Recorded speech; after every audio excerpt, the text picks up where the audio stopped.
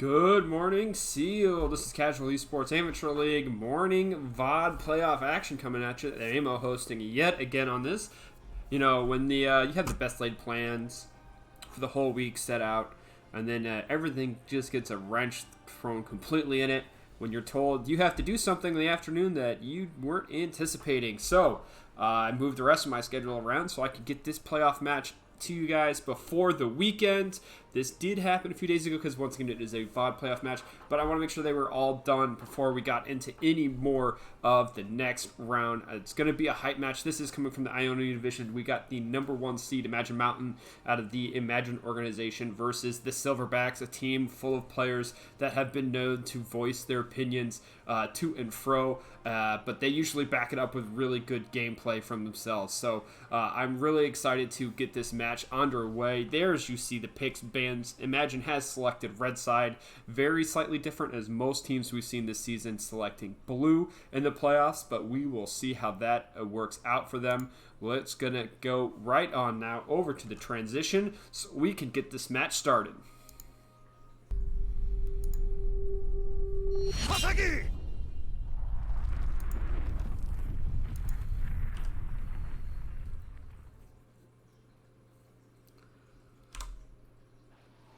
And welcome on to the Rift. So this is the Ionia division. Now, of the last match in the season, I imagine Mountain here did 2-0 the Silverbacks to definitely secure the first place seed here in the Ionia division. But we are going to work on our way to see how well the rest of this match goes. So for the Silverbacks, let's run down their team. We have Snizbone up on top lane on the Scion, Slowed in the jungle on the Lilia. We have Vivriv on the mid lane Azir, Huey on the AD carry Senna, and the best support NA on the Leona. On the side of Imagine Mountain, we have Dinosaur.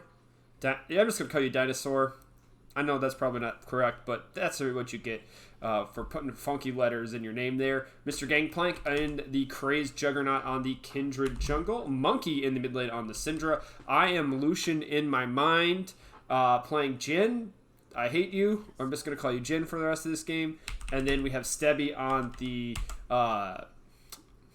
Lulu. So just real quick, people who put champion names in their actual name and they don't play that champion, it's a total downgrade for me, right? You instantly are like at like 75% of what you could be. But when you do play that champion, so if I'm Lucian in my mind was playing Lucian this game, he would be at like 110%. I'd be rooting for him all the way. So it's a give and take. You risk it when you do that type of thing. So just, best of 3 playoff series here. No one's getting any fancy, as we have leashing in the bottom half of the map. We'll see how this match particularly goes. We got the, the scaling top laner tank versus the carry in the hyper lane. We have the more scaling and mid laner on the side of the Azir and the Senna. So I think super late game is going to really favor the Silverbacks in this one. If the mid game, though, particularly if Kindred can get going and Jin can maybe get to that 2 items compared to Senna here, we'll see how well that works. And Syndra can still assassinate people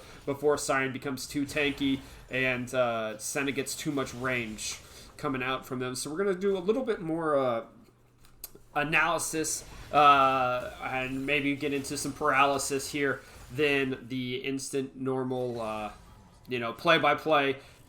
Seeing that this is the Ionia division, we'll try and give a little higher scale metrics, unlike some of the other divisions in which they have they try to go for 2 kills a minute. Looking at you teams in like the Piltover division, where some of those games were absolutely ridiculous. I expect to see maybe a little bit slower gameplay coming out of these teams here and a little bit more macro movements. So we'll try and look at it from that point of view. So Gangplank's going to have the advantage up here in the top lane against Sion, just because of the barrels. But the problem is mana, right? It's all about mana control in this lane and keeping the split push, how he lays down the barrel. Sion's going to have to, try and get as much CS as he can, mostly for his passive, and to get into nice, good position where he can get enough armor where Gangplank doesn't do basically anything to him. And then the armor is going to be ridiculously important for this game, armor and health, because he's not going to build anything against the Syndra. He's just going to go straight armor, straight health, his passive being the health, and keeping it going in that regards. Real quick, though, Kindred's minigame, first mark is these bottom scuttles, so Lilia took the top one. Kind of slightly unfortunate on that. Should have probably waited to see which one got marked first before going to get it, as everyone's going to run up to play the minigame, but it's already gone, so Kindred already has one mark. Science's whole goal, like I said, is to just build pure armor, be the best body shield that he can get here in this game. Azir's going to want to scale, and then with the Senna, and so the longer this game goes, like I said, the more in favor of the Silverbacks I think it's going to be. Because Syndra's going to fall off eventually, and she's going to have to try and long those long-range stuns.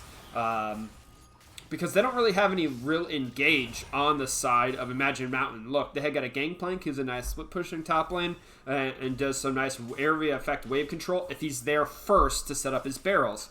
Syndra also is nice in that position when people are walking into you. You can place the balls and do nice area effect stuns. As we see, the Kindred mark is been taken by the Lilia down on the chickens, so that one will be fading off here momentarily. Or is it setting up for the next one?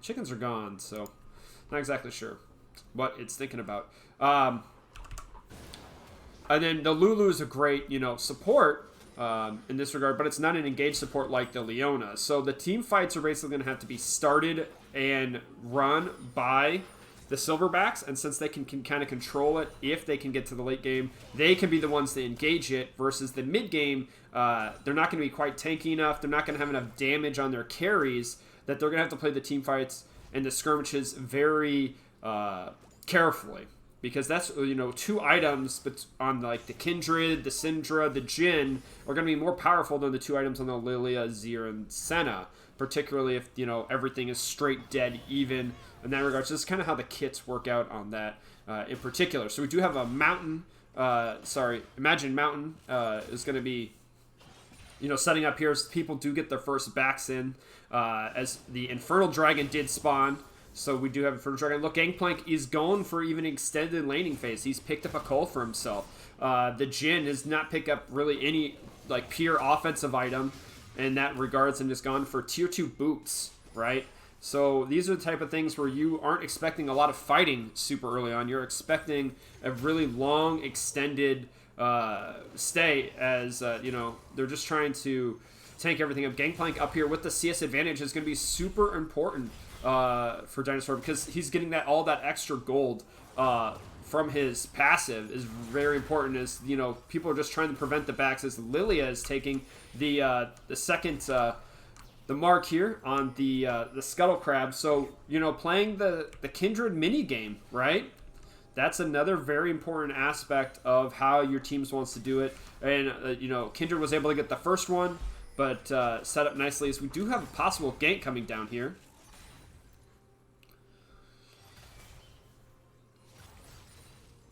And if you haven't noticed, in all the other divisions, basically, I'm not saying that this is in particular, and this can happen, but when you play someone like a Lulu and Jhin against a Senna Leona, Leona wants to engage level 2, right? But Senna can do a lot of damage, but not exactly the most powerful level 2 champion.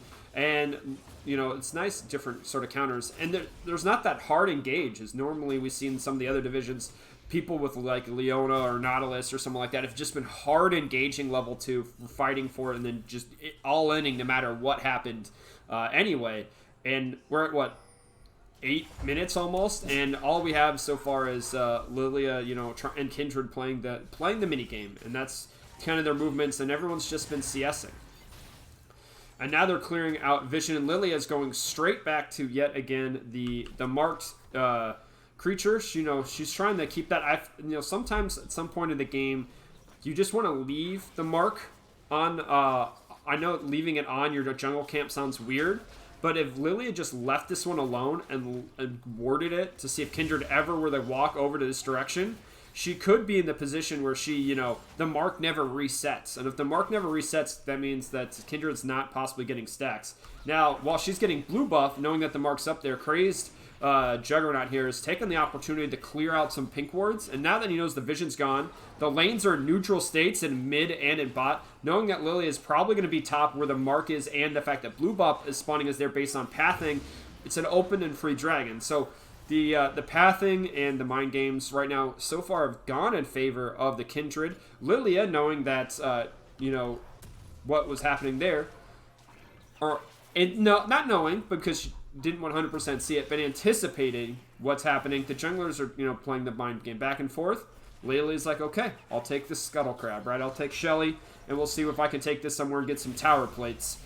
Get them on one of the carries. I want to see her take this probably to mid lane or to bot lane. But personally, I would want to take it to mid lane and try and get Azir going. This is the champion that I would want to kind of increase. Senna will get there eventually, but Azir I think is the one that you want to speed up faster, quicker with the gold than the 80 carry at the moment. As we do have the ball, and there's the sleep. Ooh, great stun and cleanse. So there we are, mechanical prowess on all the champions as the Lilia ball did get in onto Monkey there, and the Syndra, and she had to do a nice QE combo to push the Azir back so he didn't stream a shuffle.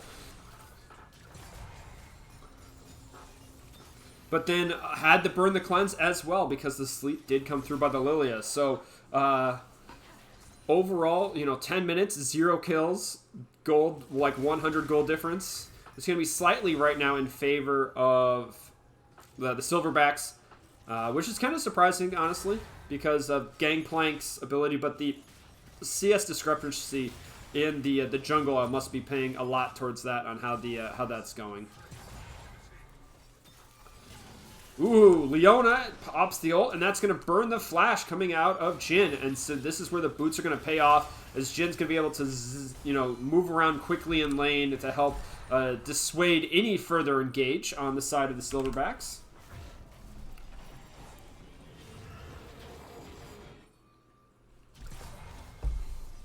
Long game coming out for a lot of these champions, as, Syndra is back and now picked up a tier and the ring there, the Dark Seal. So definitely anticipating a pretty long, like I said, long laning phase when you go for these scaling type of items.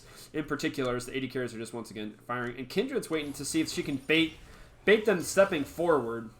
It doesn't look like it. That's going to happen.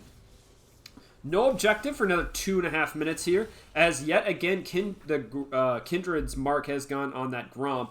And they're pinging, so they anticipate, I think, that there's a lane gank here, as there's the passiveness. And one of the things that, if we had time, and some of the, definitely the players at the higher ranks can discuss the meta movements, or micro movements, sorry, not the meta movements, the micro movements of the champions in lane. Just like sometimes how close you stand to the minions and how, far you stand can really determine the gank potential coming out, as the little seed there from Lilia is going to actually land right on the wall. Sadly, wasn't able to get over it. And it did definitely look like the Huey and the best support end, and I recognize that I'm Lucian in my mind, and Stebby were not moving the exact same way they had been in lane, and anticipated that potential lane gank fairly well for themselves, so that's a nice job.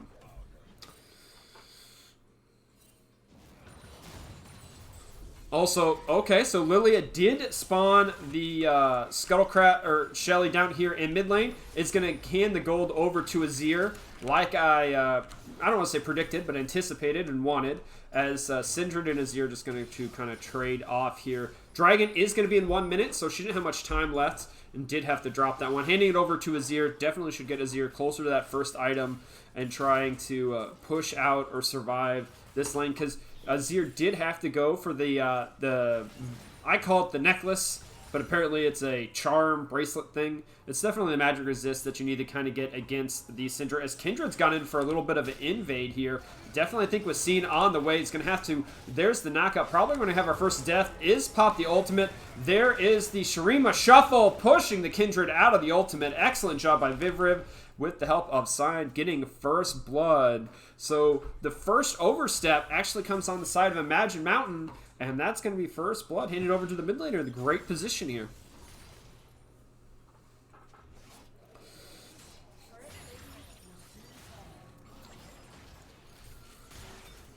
And once again, Kindred is sort of looking, trying to find her marks.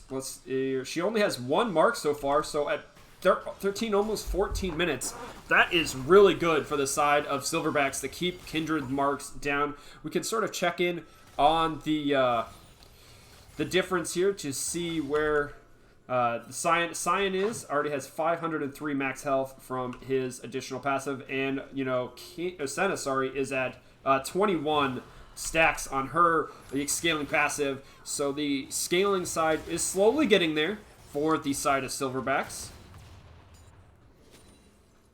Mountain Dragon has spawned. We'll see if Imagine Mountain goes to slay their brethren.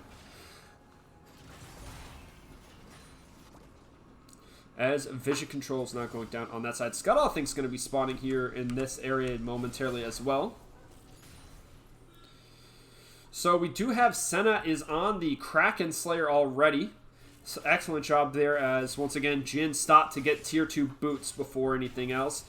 Gangplank has finished the Trinity Force up in top lane, while Lilia has finished the Leandries there in the jungle. So some champions have started to land their first mythic items, as Shurima Shuffle, or just the Shurima Slide, because no ulti there, by Vivriv to escape from the Kindred, getting damage on. And it's now a 4-man party here over the Scuttle Crab, trying to get it in its mark, trying to look at all the air effect.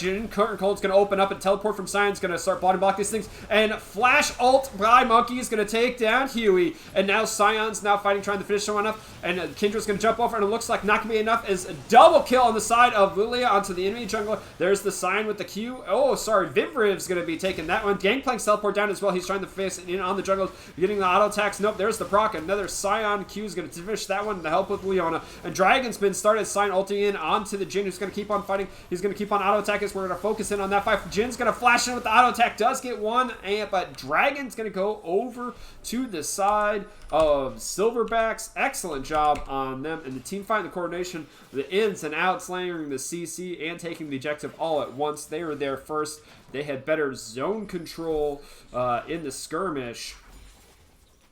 First with the teleport as well. So, I think it was just sort of an item difference and who got there first in layering the damage. Kindred getting CC'd before getting off the ultimate was so impactful. They would have saved Lulu's and Kindred's life if we would have been able to get that one off. But the CC just locking them all down meant that didn't occur. And now a 6-2 lead, and the scaling comp, when it gets the lead, it makes it pretty hard. Difficult for the enemy team to come back into. I'm not saying that they can't, but it's not looking the strongest right now, as Gangplank's just going to clear some barrels up here in the top lane. So I think we're at 17 minutes here. The goal differential, Cyan was 6 assists in that team fight. Or 5 assists, I guess, because they got the assist on First Blood. Looking really good for the tank there, getting as much armor. Tower plates went in favor, obviously, of Silverbacks due to the two, I think when mid lane were really the only tower plates taken.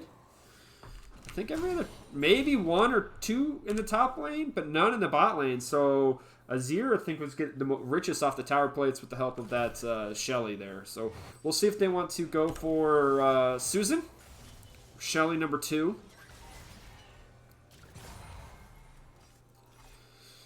And I like the, sometimes just being there first and being coordinated really makes a difference. As I said, the scaling team comp is going to be, usually doesn't want to try and take those fights, but the fact that they were all there first and together meant that their ability to happen is we have, Leona is being caught out, trying to get some early vision down as Syndra lands off everything.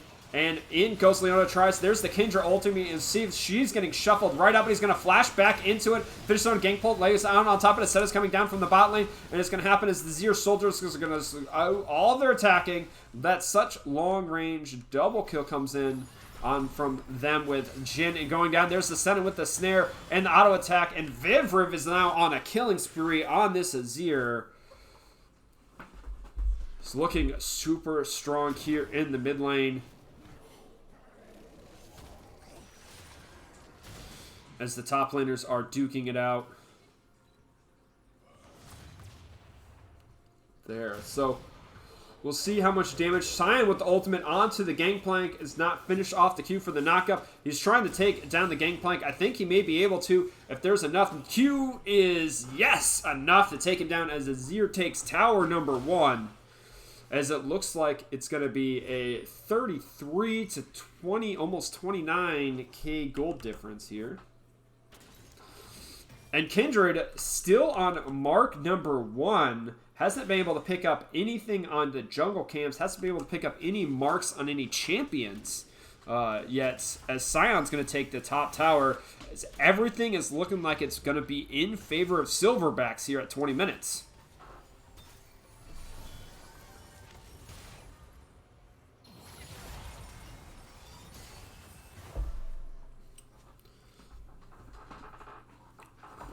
Well, this is looking like a rough go so far for Mountain. Not an unsurmountable lead, but definitely something where they have to be the one that is in the position first. And it's like I said, with their team comp kind of being this mid-game comp, I expect that they can definitely get back into this game versus the scaling comp as the other team starts to keep on scaling. But they have to be in position first to the team fights. They have to be in position first to the objectives. This is what I like to see out of these type of teams. The early vision, making sure you're around the next dragon here in 30 seconds. Kindred's on its way down. Gangplank doesn't have ult or teleport up yet, but it will be for the fight. But they have to be ready to fight for this, you know, if they're going to want to fight for this, which I think they probably should, they're going to have to, you know, claim the vision and claim the area because you're going against the Azir soldiers on one side. You get, you know, Lily has summoned Susan down here in the bot lane to take on this tier 1. And you're going to have to choose whether you're going to even fight for the dragon. And at this point, you probably don't. Unless you get a particular pick. And it's hard. You don't have a hard engager. So you're looking for like a Syndra QE combo. Or someone on the other team to overstep. Leona like this, and there's a snare on the Syndras. They finish this one off. Curtain Call is going to be able to get a lot of damage in as the top laners have teleported down with the gang pull on top, and we're trying to get as much down as Lily's going to take down the dragon. Sion's going to chase in after 2, and now it's just have 3. Azir's going to land as many soldiers onto that as possible as Jin's trying to crit his way, and he's going to face off the enemy carriers. It's going to be Gangplank versus the jungler here as Sion chasing the people, but guess what? When it's Sion versus 2 people, he's going to have to flash away from that, and it just looks like, you know, the separation in the coordination. This is the mid-game team fight, you know, pulling it out there, and they kited properly, right? Jin was able to lay down all the curtain call shots. No one was able to get onto him, and the engage from Sion, chase after 2, but no one followed him because everyone else was in the dragon pit fighting that way. Gangplank landed a nice ultimate in the barrels, exploded a bunch of health here, so this is the type of thing they want it spread out. They don't want like a front-back team fight comp if you're on the side of Imagine Mountain, and that's not what it was. The tanks separated, right? The CC separated. The focus was not layered and on fighting or the dragon, right? It was kind of split, and when it splits, that's when you can, you know, have issues as well. So, you know, it's not the end of the world as they did pick up the Air Drake for themselves on the side of the Silverbacks. They are still in the lead in this position. With 2,000k gold lead, but they can't have another one of those team fights where they go, you know, 1 for 3, but right, they have to, if they want to try and, you know, if you're the team in the lead, you don't want to be going even or even negative team fights. You want to be going like 3 for 2 or 4 for 2 type of position, obviously. And if you're behind, any golden shutdown is appreciated. Now, did Kindred get anything? Kindred did get a mark sometime during that fight. I'm not sure who she had marked during it. She currently has Leona marked. Sion's now at 900 additional health, and Senna is at 38 stacks on herself. So we will look at that as we will do have the lanes starting to move around here with some outer towers dropping. 2-1 in towers. Definitely trying to keep Silverbacks in it as much gold. And it looks like Lilia versus the Gangplank here. If Lilia ever tries to put Gangplank to sleep, he's just going to orange it. And it's pretty much over. Yeah, that's the end of that. She's just going to run away. Now, Lilia does have a lot of burn. Gangplank has gone for a real, you know, bloodthirsty, ravenous Hydra build here. Gets the Omni Vamp extra damage and push power in lane. Definitely not going, hasn't gone for a crit yet. Sometimes you definitely can see more of a crit style Gangplank. Gangplank being one of the more malleable champions and how you build. Definitely like to see how every Gangplank get built a little bit different, even in each series. He's just trying to deal as much damage to this Sion as possible, healing everything up. Now, Sion has gone for a Tiamat for a second item, and there's Leona ultimate and Azir. Well, Gangplank, you can't orange everything, my friend, even under tower. And there is the Jhin ultimate coming out, and same with the fact that Kindred's going to ult as well. Zonya's on the side of Lilia, trying to get down, but nope, Jin's going to take that one down as Sion takes the tower down the bot lane. But Azir finishing off Jhin, got a little too close. So a pick in the mid lane, I think, slightly favors, you know, Imagine Mountain trying to claw their way back into it, especially if Leona didn't die, so I guess Kindred didn't pick up any stacks.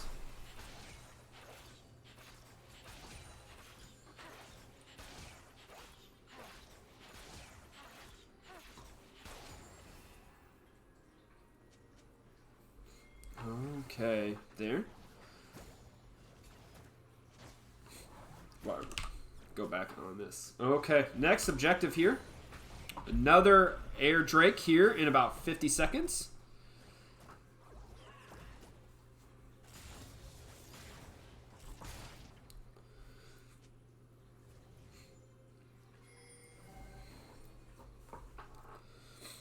And we're back to map control. Once again, if you're the team fight comp that doesn't have the hard engage, and you need like Gangplank to set up barrels, and sort of the zone control with like Syndra, versus like, it's really an easy engage from like a Lilia Sleep, Sion ulti, right? Leona, those are hard engage tools that are really easy to predict. You have to be very careful, particularly your flashes have to be like on the ready to predict, and you want to be, you kite it out and, you know, slip around, and more skirmishy fight on the side of Imagine Mountain instead of a pure like 5v5 or, you know, a front to back style. And let's see how each of these teams want to run it, as Azir and Senna and Lily are starting off the dragon, as Sion's just going to practice. And Jin's going to go for the curtain call just to lay out some damage, and it's not going to really matter.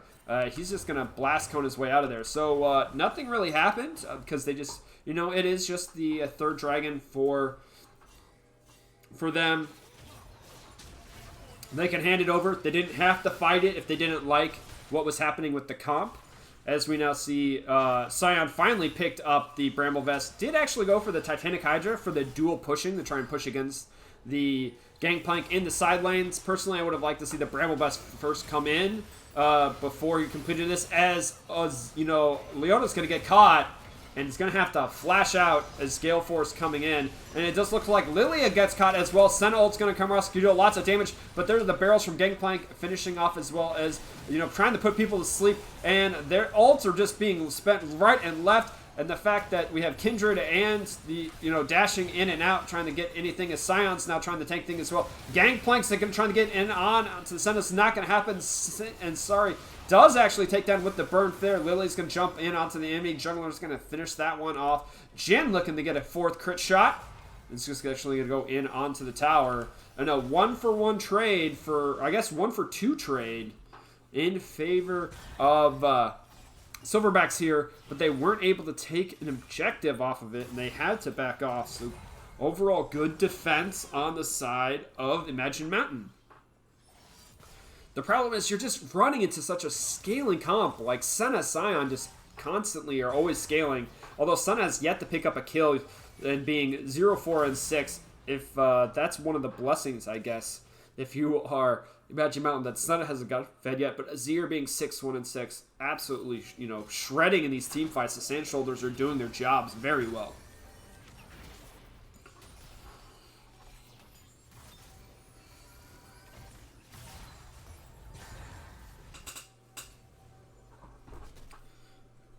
You can check back in the scaling. So Sion's got 1,102 extra max health compared to, he's already at like 3,800 as they look to start Baron. Senna's at 53 stacks. Kindred's still at 2. We're at 28 minutes and Kindred's at 2 stacks. Okay, Blast Cone is up as they're pushing in. It looks like they're just going to back on off. They tried to rush it, but didn't want to risk a 50-50. Once again, if this was like the Noxus or Shurima division, that 50-50 definitely would have happened 100% of the time.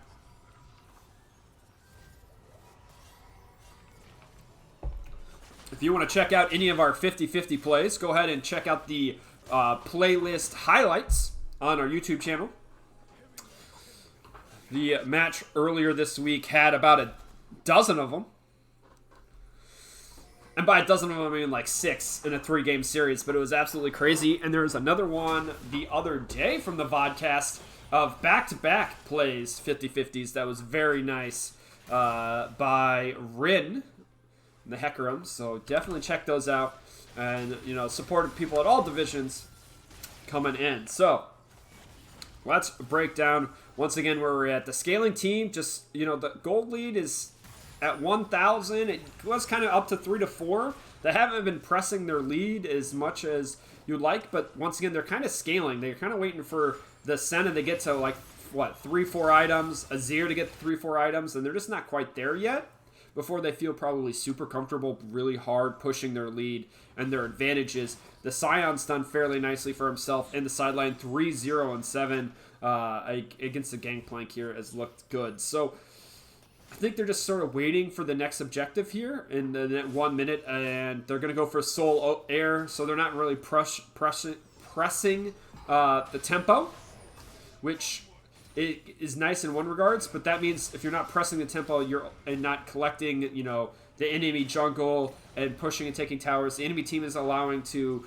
you know, try and collect as much CS as possible, and which has been fairly nicely as well, Lilia's got 282 CS, so good job for her. But sometimes judging jungle CS is a little difficult, even though it's, you know, 4 CS per camp, but judging how much has been lane CS versus that. But we do have better CS remarks for all the laners on the side of Imagine Mountain. Azir's going to go in and miss the Surimi shuffle onto Gangplank.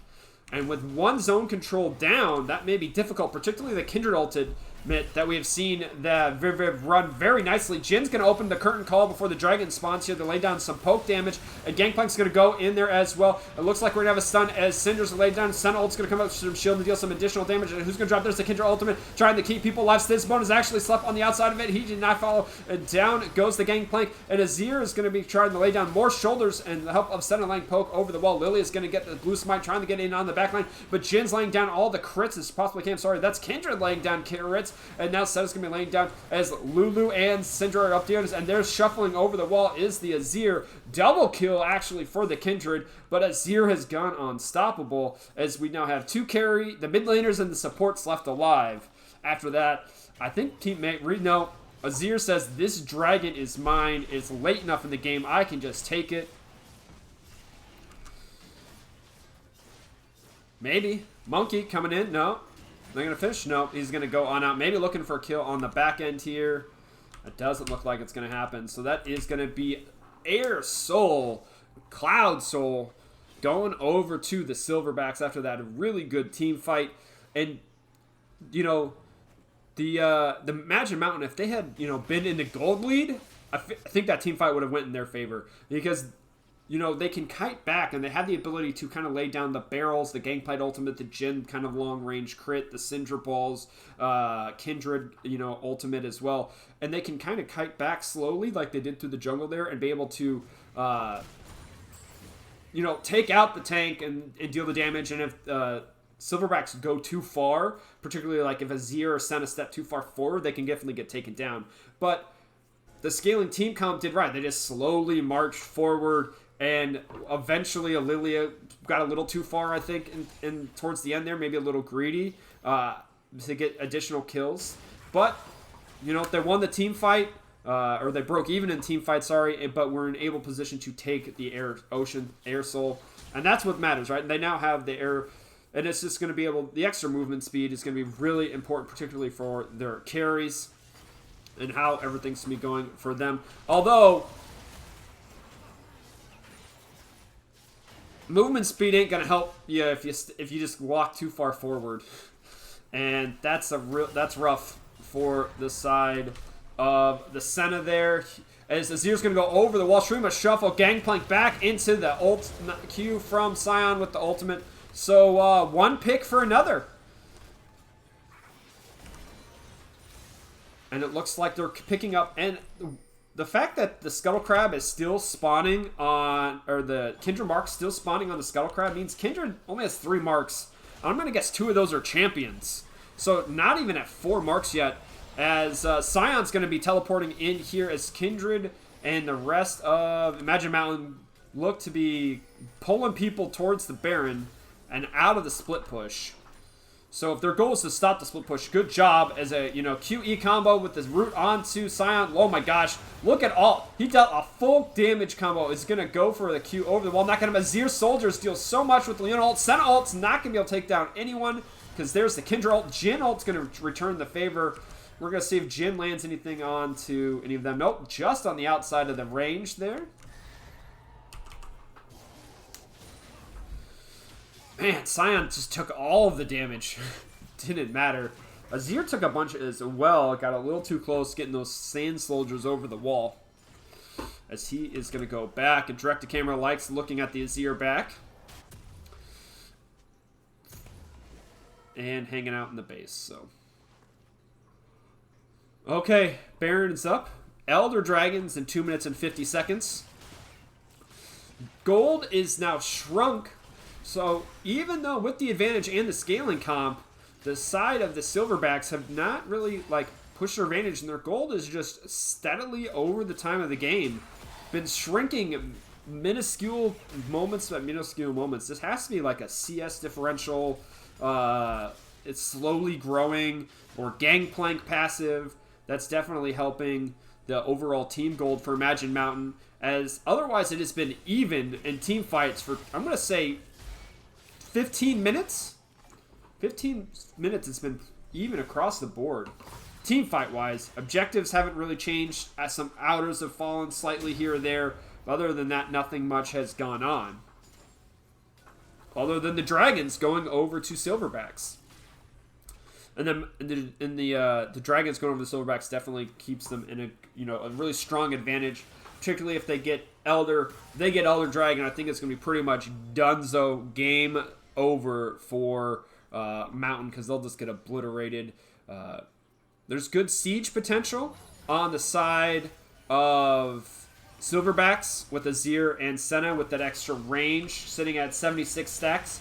But they do not have great protection with the barrels, I guess, and his current ultimate from Gangplank, and oh my gosh, Gangplank ultimate steals the Baron. I cannot believe that, as they're gonna have to run away as Smite drops down. No one's gonna die. Sorry, Lilia died. Lilia died, as we have a Gangplank ult barrel combo taking the Baron, and now with Baron and no jungler, this is going to be really easy for them to siege here. Azir is going to have to try and, play defense with the help of Senna, but Senna's not the best at, clearing minions. Azir does a fairly good job, but not against Baron, right? Those Baron empowered minions pretty good at, blocking the MR damage. Now it's set up for the Dragon time. We got Elder here in 30 seconds. Lilia will be up in 6. Man, if that Gangplank had not taken Baron and had gone over to the Silverbacks, this would be a very drastically different game. That push really helped them teleport in by the Azir to get in here. Set up for the Dragon. And it looks like, Imagine Mountain are finally the team to the objective first to set everything up. Let's see how they do it. How they set up the barrels.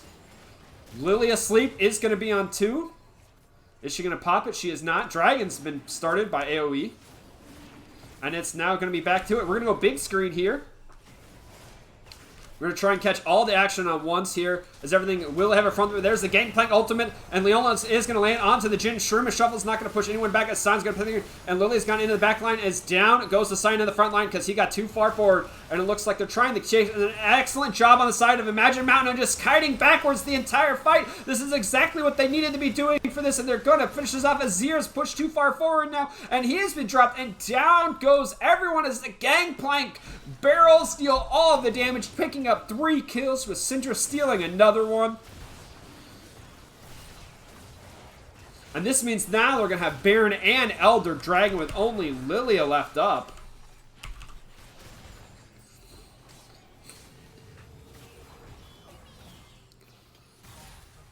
They should be able to push in and take the tier 2 in the bot lane here.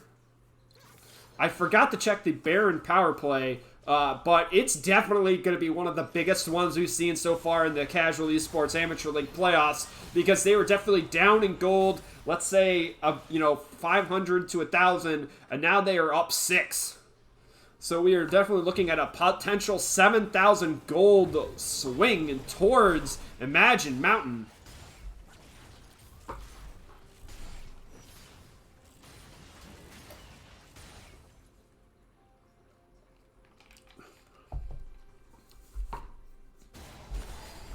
That was an excellent job by Imagine Mountain and kiting back through the river, right? As all the engage happens.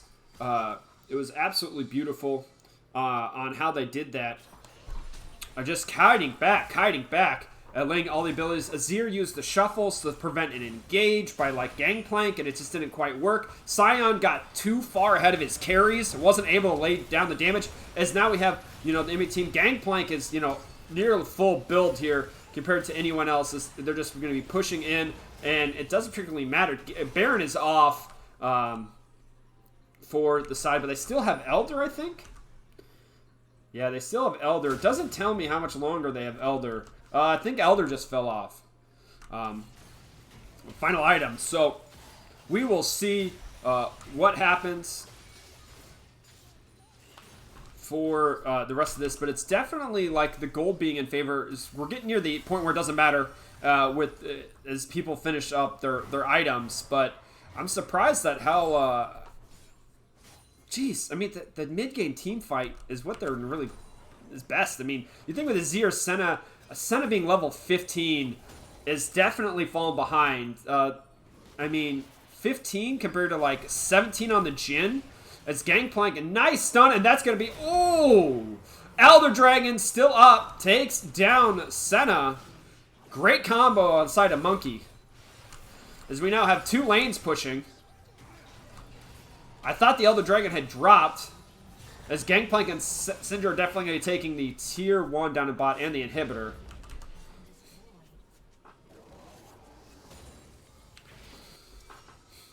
And that just goes to show you that when you have the advantage, even if you're the scaling team, you should probably be pushing your advantage the best that you can. And it looked like there's just too much grouping, I guess, on the side of Silverbacks to the point where, Senna just fell behind in levels. You've level 15. You can't be the same level as the enemy support at 42 minutes if you're expecting, to do as well. The CS is fine. I mean, not as good as everyone would want, right? 10 minutes, 10 CS a minute goal. No one in this game is hitting close to that except for Lilia at 362. But it's just surprising that's what happens, and how much that actually particularly matters, because the extra just health, armor, magic resist, the normal level scaling stats are going to make a huge difference here, especially when everyone sort of completed 5 items.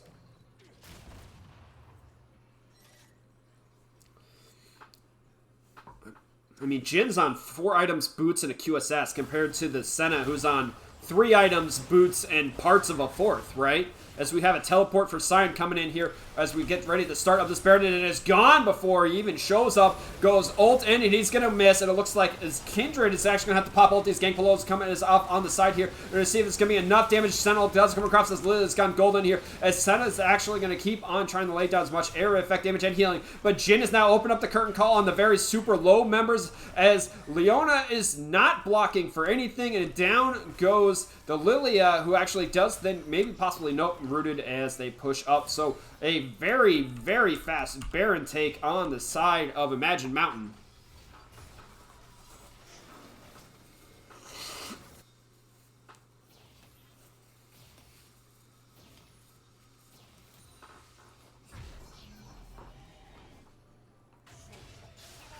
Means that they should be able to push in relatively quickly.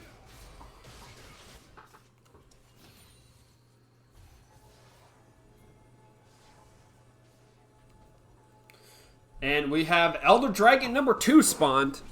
If you placed your bet that there would be 2 Elder Dragons in this game 1, you are crazy. And probably knew ahead of time. Kindred, real quick, stacks 4. 4 Kindred stacks. And I'm going to say 3 of those 4 are champions, not, creatures. So excellent job on side of them in the minigame. It does have slight upgrade. Sion, where are we at? An additional 1,800 health. And Senna, 98 stacks. So those are your scaling stacks. As we're just going to go back to fighting. And I think the fact that, Senna's 16 now, so we finally got level 3 ultimate. The slows. We'll see how well, once again, kiting down the river. Sion's going to go in, and he's going big flash, comes out. Jin over the wall. It's going to be able to curtain call. No, gets interrupted by the Azir shuffled there as he keeps on fighting. We're going to look at 2 different Rishon Gangplanks fighting up here. There's too much damage going on. Sion's being focused down into the Kindred with the help of Luke. Gets polymorph for now. We're going to see everyone chase the Gangplank up this way here as he's going to flash and he's going to lay damage. He's going to boss away, and there he's going to finish one. Down goes that top laner as we have pings going on in the base and at the Dragon. It's now going to be a 4v3 with the Juggler is still up though, so we're still at a smite fight possibility. It looks like trying to get as much damage kiting down as possible. Jin as well as Shireen is going to shuffle in here. Too far, the crit damage by Jin absolutely obliterates the mid laner. Lilia gone golden, trying to survive this last fight, and he's going to be crit down, and it's time for I am Lucian, or whatever his name is, as he is going to go crit, shot, quadra kill, and he's going to be able to take that down. Ace for the side of the Imagine Mountain. Elder Dragon number 2 is their prize. They don't even want it. They want to push in on the base.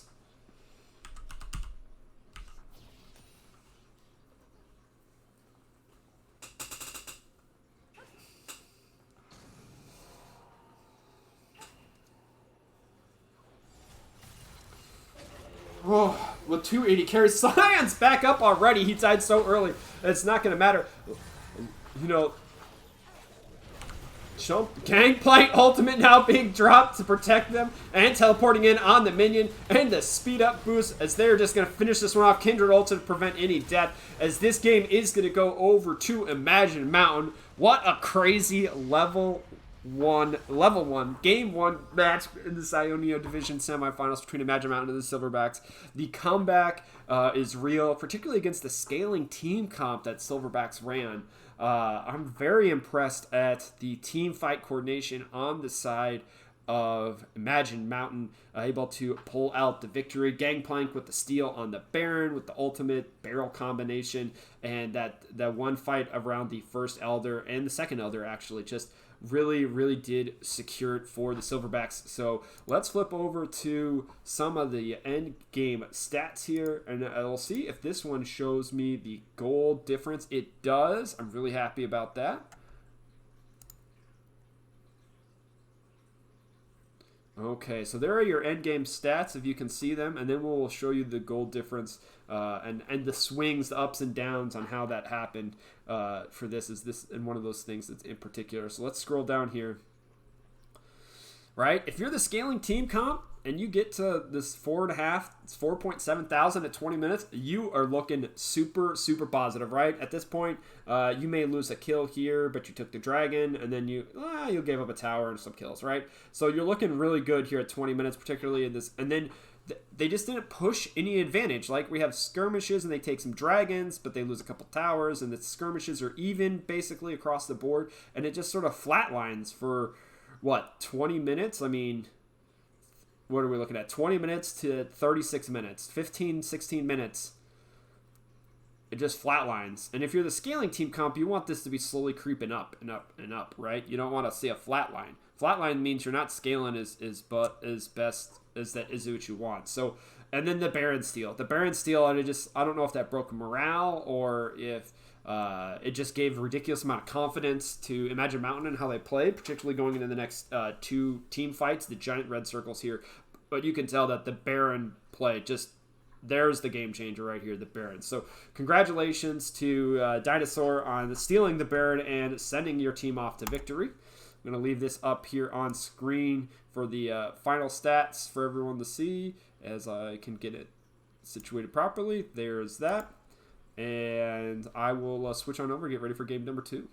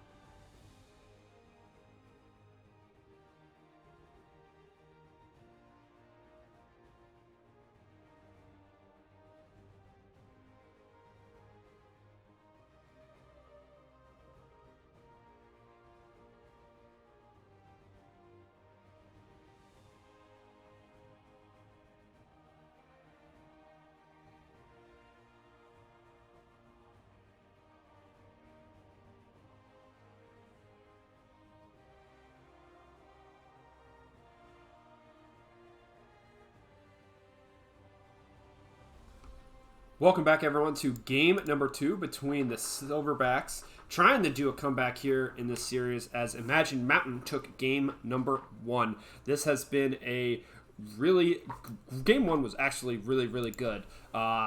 Great play for both teams, and the Silverbacks, I wish that they, in the mid-game, they would have just realized how much of an advantage they kind of had and had really kind of pushed it and used that to do their objective. It was a great job of stalling out and just trying to find the perfect team fight for Imagine Mountain, and they found it, right? They found the perfect team fight a couple of times, and with the help of a Baron steal, they take home game number 1. So Silverbacks decide to go back to the blue side here for game number 2. And I think that's a good decision. Like I said, they had the advantage at 20 minutes and had the advantage at 36 minutes. So, I mean, it's definitely capable for them to take it in this one, as we do see the Gangplank ban, the Jin ban. Those were definitely, I think, the 2 of the stronger carries that excuse me, happened in game 1. And interesting, we have a Lulu ban for them as well. So we will see how this match goes. Let's jump right on over, get it started. Masaki!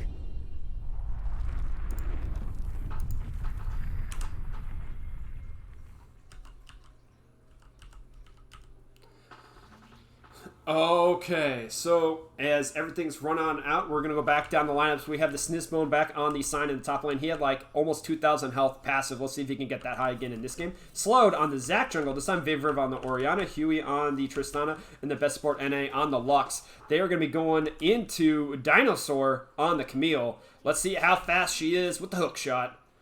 And there's a ward and the snare, and that's all happening. And she's going to nice E out. And she's gone. Great job by Dinosaur to slow down. Crazed Juggernaut back on the Kindred this game. Kindred got 4 stacks last game. That was very, very small amount of Kindred stacks. And I'd say 3 of them were definitely on champions, and only 1 of them was on an actual jungle camp. So we'll see if she can increase that once in this one. And we'll go over to Monkey this time running the Azir. We'll see how good he is. As Vivriv showed really good, control of that champion in game number 1 until the last couple of team fights where he was just kind of maybe getting a little desperate or just had to step a little bit too far forward, and Jin just, crit and like one-shot the Azir. But we'll see what happens. We have Lucian in my mind on the Caitlyn. Once again, play your champion, dude. And Stebby on the Nami. So junglers are going to go back to the same start as last time. And a lot different style. The Zac versus the Lilia. Both engage as the Sion going to go for a cheeky Q.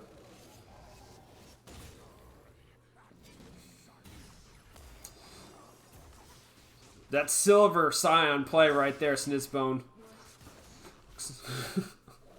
I'm just kidding. It just seems like every Sion that I've ever played up against always sits in that bush now and just waits for the all 3 minions to go and Qs them all at the same time. So we will see how the rest of this goes and how well Miami can do the disengage.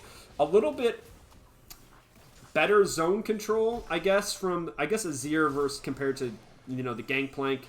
Caitlyn versus the Jhin, kind of the long-range crit champion. Nami, a little bit better at the disengage than the Lulu, but Lulu did an excellent job at helping the team kite back with the speed ups, slowdowns, polymorphing the Scion or whoever was trying to do the engage on the side of Silverbacks. We'll see how that goes in the team fights. And, we'll see if, once again, can Kindred get going? Last game did not, didn't get any objectives. The objectives that the team got was because of, Gangplank steal and their laners, right? So we'll see if that makes any difference for the Kindred and how well that works.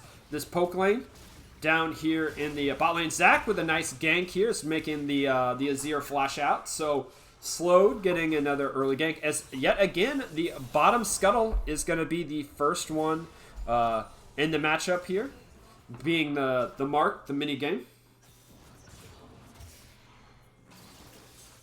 As Dinosaur trying to run out. Now, in game 1, we didn't have first blood until, 10 minutes. But it looks like, Camille versus tanks in the top lane definitely could be favored. Gangplank not necessarily going to be getting kills. But the bot lane a little bit more volatile. Maybe. Kindred did get the first mark on the Scuttle Crab yet again, and is going to go for an in-jungle invade, so we'll see how well this is for Kindred. Kindred already at the same pace she was last game. Too bad she just didn't get her second and third mark until 25 minutes in.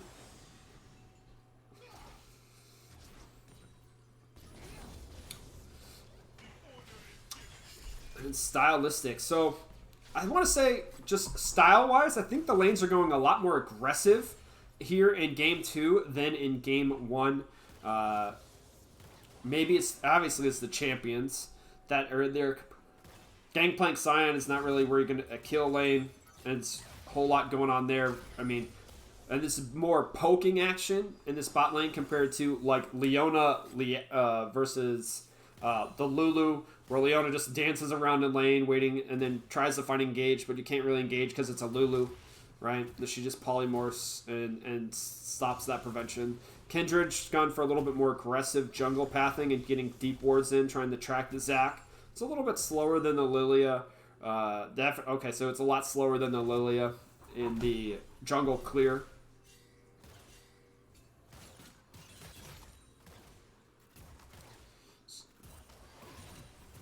Definitely makes things a little bit different. Although Zac is on a ward, looking to do a nice gank.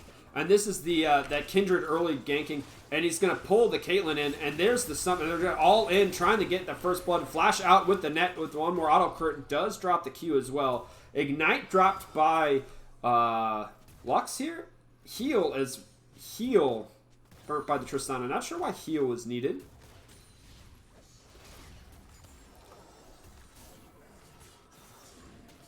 So Slowed, being on the Zac, is a little bit more proactive in the ganking than he was on the Lilia. But other than that, has, not farmed as well. So definitely to be anticipated with those two type of champions and their kit styles. We'll see if that makes any particular difference once we get around to the Dragons and the objectives, as both these teams seems ready to fight for most of them here in Game 1. Or this is Game 2, is Sion's going to ult in, and they're going to stun each other with the Camille into the wall, and she's going to ultimate great out of the nice Q. Kindred's up here. Can we get Flash Q? Not going to matter. No E. The follow-up is Kindred's going to lay damage as Camille trying to heal up. Flash, one more auto. Not going to go down as the Sion walks away. Wow. Oh my gosh. The razor's edge that those champions were on. About ready to give up first blood.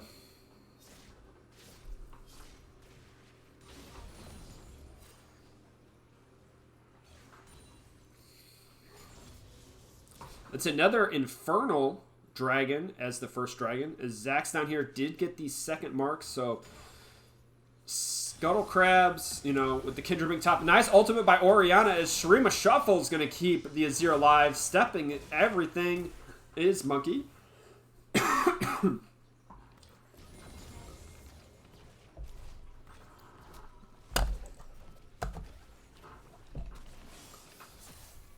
Hopefully you've all been enjoying the morning vodcasting. Once again, I apologize for not being able to do this afternoon. But sometimes schedules change.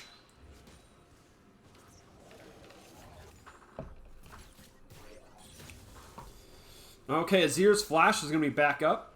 So he's going to be, once again, relatively hard to gank. Although last time was fairly good job. Clearing out Vision is now the name of the game.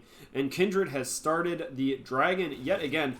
And this is kind of what happened with it last time, is Kindred early on had both lanes at a neutral position with the enemy jungler not in a place to fight for the dragon, and the pathing by Crazed Juggernaut has put him in collecting the first dragon. As it now looks like they're going to be fighting over the jungle camp. Can they get the stack onto the Kindred? I think it's going to be on the table. He also has marked, and Flash out is a Zac. So the Flash means that he's going to go Bloblet form. Let's go back to this. Is now Tristana and Lux are here. There's the ultimate, and it looks like Orianna's going to probably pop the ult. Zac over the wall does get first blood, and actual right as Camille takes down Sion in the top lane. First blood gets handed over to the Zac. He says, "You pop my Bloblets, I pop your life."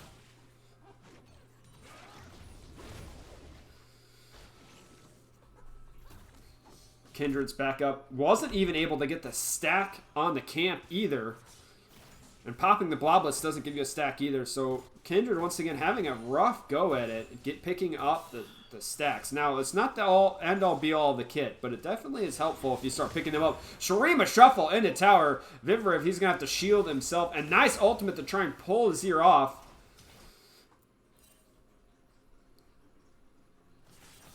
He's going to have to back.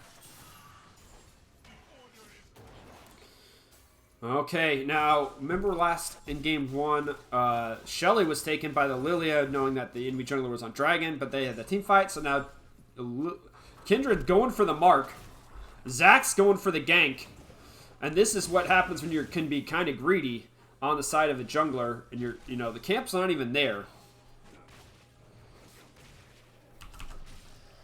It's kind of rough. Happens, and this is what happens when you have a farming jungler versus a ganking jungler, and the ganking jungler starts, showing up in lanes. Now Camille easily can slip out with the hook shot there.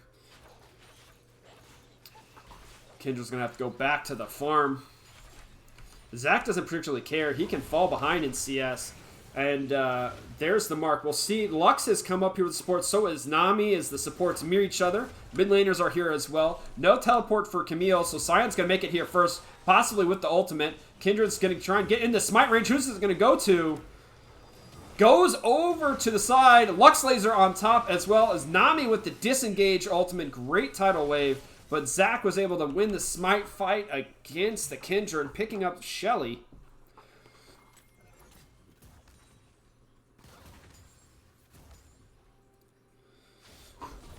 Okay, so we discussed the importance of taking a Shelly somewhere and getting tower plates. A lot more tower plates have gone down here in game 1. One to Sion, one to Orianna, none in the bot lane. And I think you're going to want to use this onto your bot lane and get some of that gold onto your Tristana in that matchup. But we're going to go back to this because this has been the action right now. Zach's going to go in here, slap Kindred and together, and there's the Let's Bounce with the ultimate on the side of Orianna. Take down the Kindred. As looks like Crazed Juggernaut getting a little anxious trying to get those stats, right? Feels necessary that if he doesn't get the stats in this game, he's going to fall behind like he did in the last game. And sometimes that little mental edge for you, it just, and how things go. Zach's going to go in for a gank yet again. This time, he is seen or just anticipated as Caitlyn Nami do not want to step forward, knowing that Zach was just on the bottom half of the map. Kindred's back alive. Did he get that last stack? He did, so he has 2 stacks now on his passive to try and help him out, but I don't know if that's going to be, stack is not really worth your death. Zach's going to gank yet again, and with the Lux Laser, the Stream of Shuffle is going to try and help him. The Bloblets, no! Flash in by River, not open. He's going to go for the dissonance and, shield. Now, Zach spawned Scuttlecrab with Azir at such low health here, trying to either bait it in or just get the gold. But Orianna didn't stay with the bot lane coming up, so that means she's not picking up gold. All that gold went on to Zach. Not sure if that was worth then. I think at first it was a good idea to drop it if you thought Orianna was going to be able to stick around and pick up the tower plates, but with the bot lane showing up on the side of Imagine Mountain, that meant that Orianna couldn't stick around for it, risk of dying, so nice job at the back, let them get the weight reset. Top laners haven't had to spend a lot of time focused up here as it's a Camille versus Sion. Kind of boring if you ask no one. Because this is a great matchup. We should be up here all the time.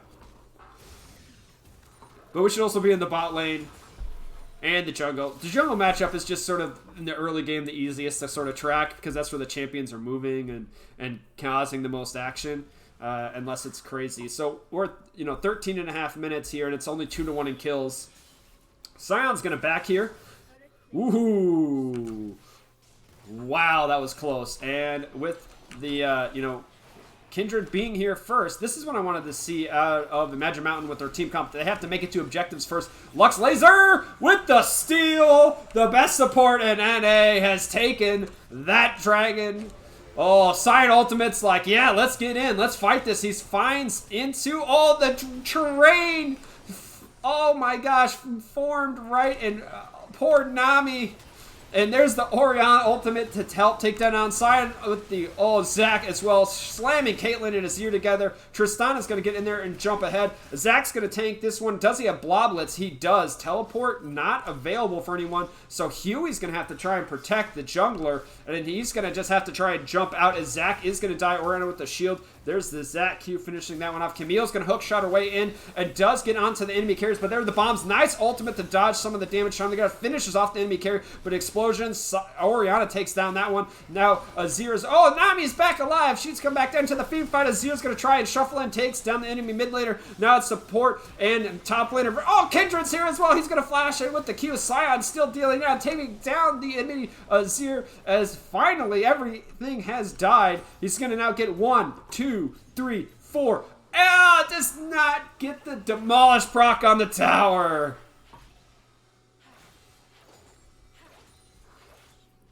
This is what a Seal game's normally like, ladies and gentlemen. Fighting kills left and right.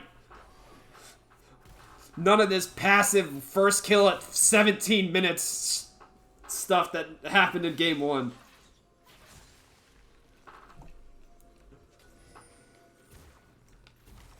Man, they're going to make my job hard today.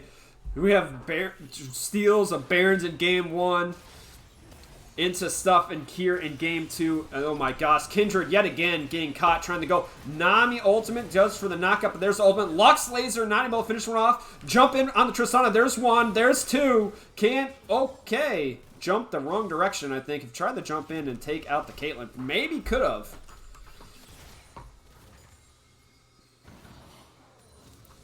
Zac now looking for a gank here in the top wave.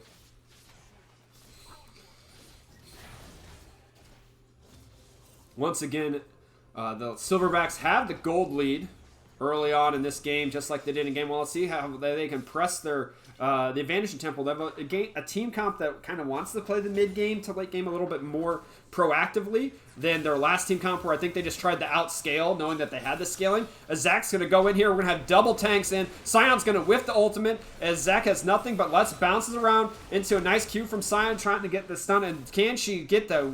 Nope. Oh, right before Zero shows up. Excellent job on the tanks, taking out the top laner. And goes in on Shurima, shovel into tower. Flashing out is the Zac, not going to happen. And down he goes right before Kindred shows up. So great rotation on the side of Monkey. Lux Laser clear out the minions here. As Oriana, with the Azir gone, takes out mid lane tower. So tier 1 in mid lane is down at 17 minutes. I think that was at relatively the same pace as game 1.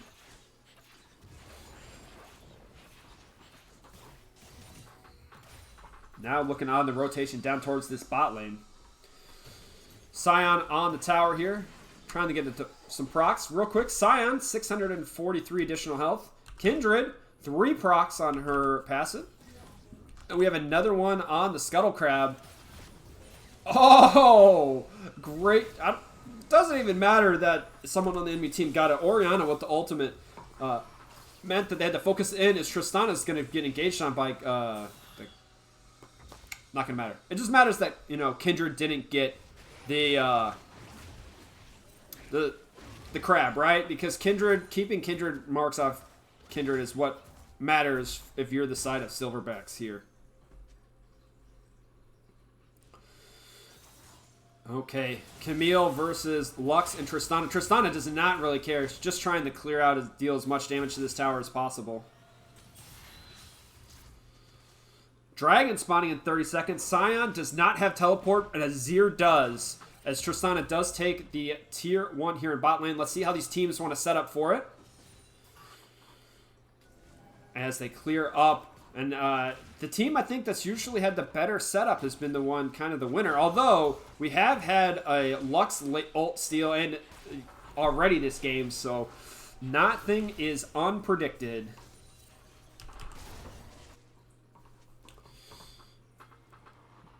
Caitlyn's finished off 1 item. Tristana's finished off 1 item. So the carries are going to be doing some crit damage, getting some attacks in. But I don't think it's particularly matter. Tristana, though, is 3-1-2. And she's going to jump in on Flash Out on the Nami. She's going to have to burn the ultimate to disengage from this one. Tristana's going to try and jump in. There's the Kindred ultimate as well. Sion's going to go into the backline with the help of the fact that there's no wall there to stop him. He's in onto the Caitlyn. Now he's body blocking for the Camille as well. Down the support drop on the side. Kindred's now going to jump in, try and get some crit down. And Camille's going to jump in, but she's going to get CC'd. Ultimates to push everyone back. And Tristana's going to jump away out of that one. Great Oriana ult takes down 2 with the help of Sion and the Lux Q. And now Azir and Kindred versus Sion. Zac over the wall. He can just jump from so far away. that means it's definitely going to be going in favor of Silverbacks. They've picked up 4 kills and lost none. The ability to jump in and out on Tristana, absolutely necessary for that. And that just really crushed the hopes and dreams of Imagine Mountain in that team fight.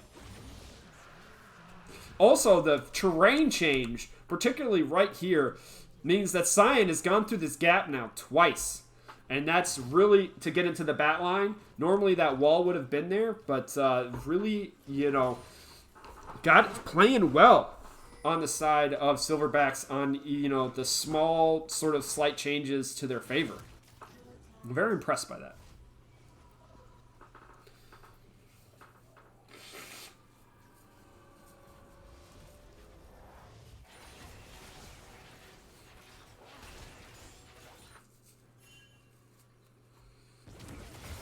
Oh, jeez. Zach just goes straight in. Oh, Camille, you don't want a hook shot that way into Scion. Trying to get off the Q. Can she does not have ultimate yet. Can she live long enough till it comes back up to Josh from them? So we have Azir teleporting in as Camille's going to go in for the stun. He's going to get slapped against another mid-kindred here as well. Zach does not have Blobless yet as the times have changed now. Zach's trying to go around, trying to jump away. Shurima Shuffle's going to keep the block it in. Bloblets did come back up in time, but no teleport from Scion to keep him alive as a great counter gank on the side of the Kindred. And Azir, yet again on the rotation to save the top laner, showing really good coordination on the side of Imagine Ocean. As we have another engage coming back and forth because these teams want to fight. And Nami dies down in the bot lane. Lux Laser's going to take out the Camille in the top. Actually, sorry, that's in the river because all 5 people. Tristana is going to jump in there with the ball. Gets the reset. Can she get another one? Azir trying to look to just shuffle away.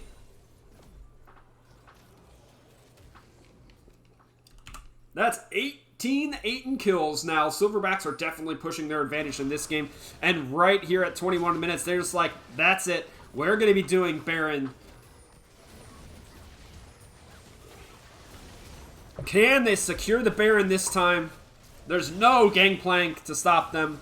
Azir is backing away. He's not going to use any of his soldiers to prevent it. Zach with the jump in. This is going to be Baron to Silverbacks. So, where do you push in if you're the Silverbacks? Do you go a 1-3-1? I don't think so. I think you go 4-1. I think you go 4-1, you back, you buy, and then you set it up. Now, where you put your 4, Dragon spawning in 2.5 minutes. Do you put your Scion in the bot lane and send your 4 top? So try and take 2 towers top, and then rotate mid. And then have Scion down bot? Or do you just go as 5 and push mid? I think if you push properly, you can maybe do a 3-1-1 with 1 in mid, 3 top, and 1 bot. And setting them pushed up, you can take the first outer tower, push it, and then use the 3 to rotate mid to take the tier 2 mid, and then rotate down to the jungle, to the dragon. You want to get your vision set up on that side of the map. They're kind of wishy-washying right now. They're kind of waiting to maybe a group all as 5. And Azir definitely got the split push and pushing in favor in the top wave. And Camille's looking to push down in bot lane, get that one pushing for their favor. I mean, you can just push at 5 if the enemy team is going to 1-3-1 and you have Baron. Definitely for their advantage. I mean, the tier 2 in mid was going to be down no matter what. Just trying to see if you can optimize your goal difference. I didn't check to see what the Baron power play, what they started at was. Hopefully chat was paying attention. And now they're going to top, but Dragon spawning in mid. See, this is why I think you should have done top first. Gone top to mid to Dragon. Right? Because Dragon's in a minute. And you want bot lane pushing out for the Dragon.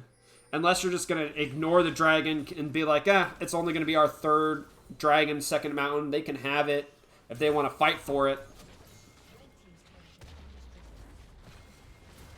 I mean, Camille's trading towers, though. And if you have the advantage, the enemy team trading tower for tower is, you know, not as in your favor.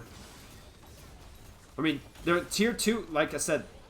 You could have done top, mid, bot, Dragon.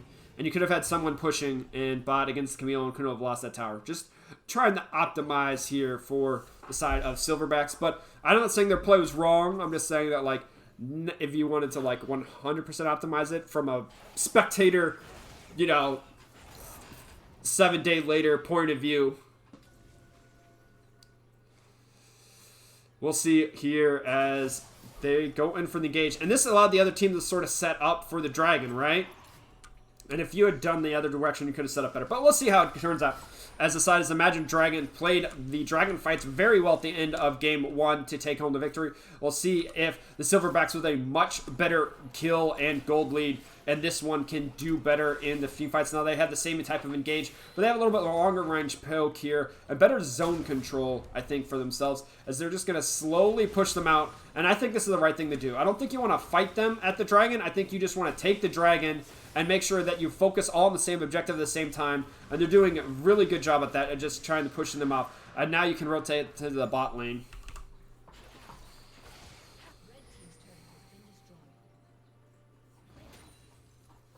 Okay, so we will see what happens. And yes, so now you're pushing. Baron has fallen off on the side of Silverbacks. They're now up 7,000 gold lead. If they were up between 2 to 3,000 before, we'll give them a plus 5,000 gold for the Baron power play.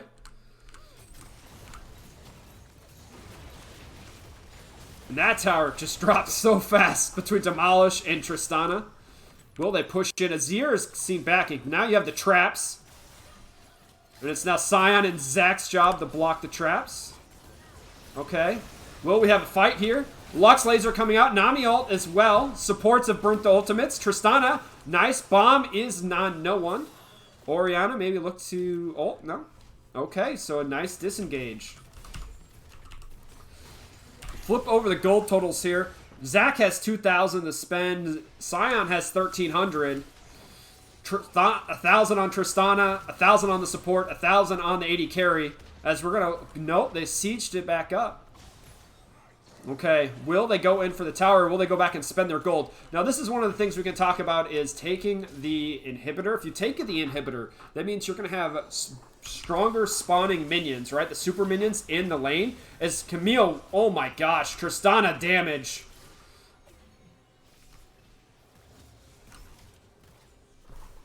I was about to say, if you spawn the super minions in lane, that means that lane is always going to be pushing, feeding more minions and gold and experience into the enemy team. So if you're not going to be setting up for a push, a strong push, or different objectives, you may not want to open up the inhibitor. Sometimes it's best to leave it down for that aspect. Now, in this case, I think taking it could have been the correct answer if they could find the opportunity to take it, because that means bot lane would have been pushing while the next objective, Baron, is on the other side of the map here in 30 seconds. And that definitely could have been something to look for in that regards. But just something to think about sometimes if you're not always, you know, if something in these match games on how you want to set up your minion wave and the area effect team fights here. As we do get some poke damage coming in real quick. Sion, 861 damage. Kindred has 4 stacks there. So those are your scaling passives. And now it's just zone control time, right? Zach with the long range engage with the Sion.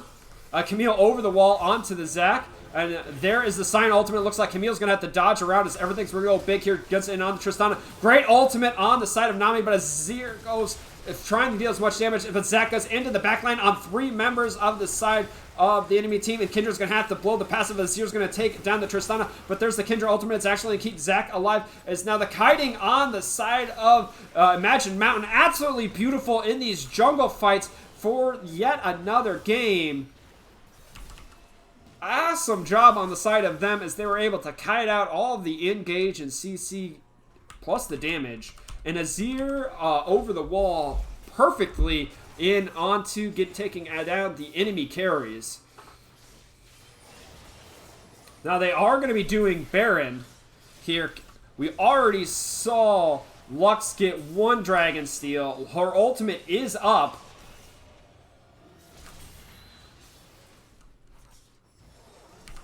Can she get another one? Lux Laser? Not in time, but does deal a lot of damage. And Kindred is up in time to prevent the inhibitor in the bot lane from going down.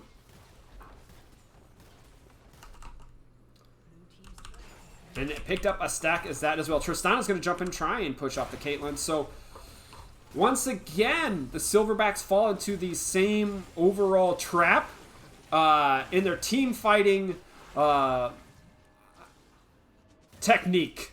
Team fighting technique as overstepping and putting them place in a position where their carries have to overstep their bounds in to get the damage off. The long range engage from Sion and Zach is excellent if you have people that can follow it up. Tristana here going to be an ultimate umped on. Oh my gosh, the bouncer house that Camille just went through was absolutely crazy. Azir now on the bottom half of the side as we're going to try and see team fights with Kindred and Caitlyn up on the top side. There's the Nami disengage ultimate, only landing on the Lux. Azir trying to get damage down as they're trying to clear out wards here before the Dragon.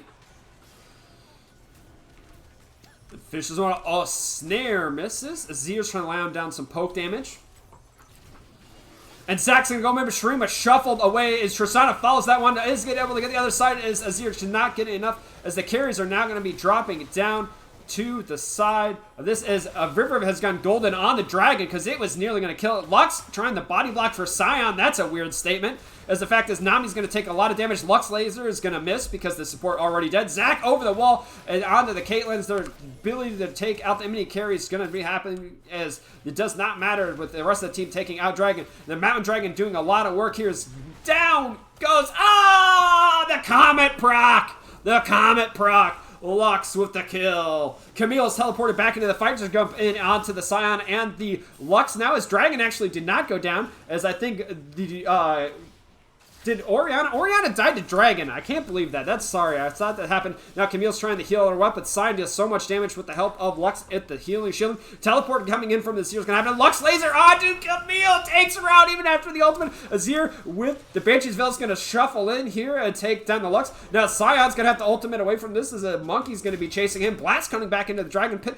Tristana's going to be joining this. We're going to see if Tristana wants to 1v1 Azir here at the Dragon because this game is not going to keep on stopping. We're going to keep on fighting here as Azir's going to take on the Dragon with the help of Nami and Kindred as we do have one jungler as Zach's coming back alive as now the Orianna ball is here as well. Shurima shuffle in on the enemy carries as Kindred's going to take down the carries. Orianna's going to finish someone off as Kindred keep on fighting, dash in and taking down the carry. Please stop fighting. I need a breath.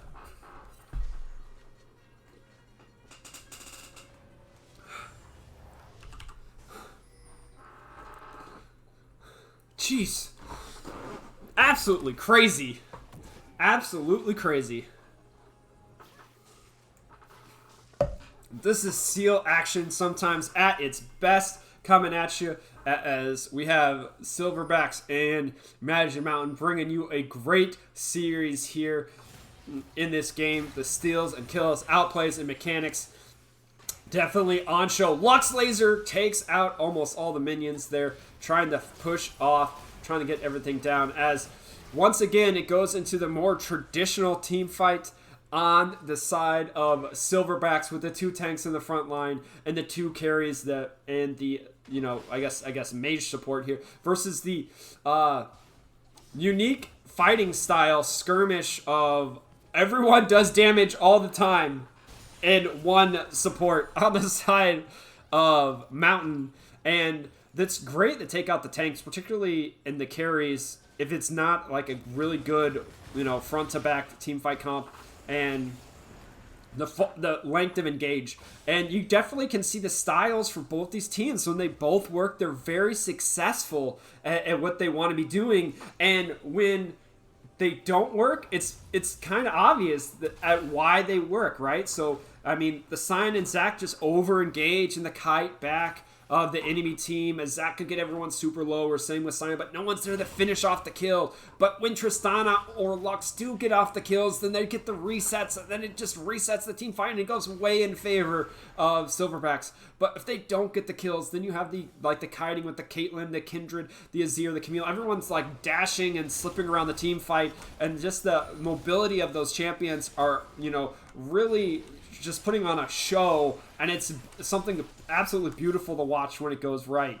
So, I can't wait for the next team fight here, as both these teams have just decided to just give up lane manipulation, and we're just going to fight it again. I mean, Baron's here in a minute. This is sort of what happens. And this is what Riot wants, right? In these late game team fights, they just want action and action and action. And this is, I think, a pro play thing if it ever does get to the point where late game games come into impact again, and what they want to do here as Kindred drops a pink as the Orianna ult, and Zach over the wall, ulted by Orianna, has to pop the Kindred ult as well. Caitlyn comes over, and it's all 5-man jumping over a great Nami ult as Tristana is going to be able to pick up the Caitlyn as Nami dissuades any further engage. But with a dead Caitlyn, it's going to be harder to, dip around in these jungle fights. And there's Sion, and there goes Tristana. There's the shuffle coming in from Azir trying to have it. Camille's going to also jump around, try and get this off. There's 3 damage carries once again on the backline, gets separated from their tanks. And the tanks now are nothing to do. And Azir and Kindred and Camille finishing them off. Finally, Tristana and Lux are back here as Orianna did die, and down goes one tank. Nope. And Camille's going to over the wall onto the carries, and it's going to be carry versus carry. Zach's going to slap 2 people together, and he's going to take down the Camille. And Lux Laser, swing and a miss. Now Azir trying to take out the Sand Soldiers. No teleport. He's going to be able to slide a jump away from that. And once again, tanks too far away from Orianna, not able to protect Azir from the side, takes her down. But then the ability to, take out the full damage team comp, the tanks can do because they do deal enough damage currently.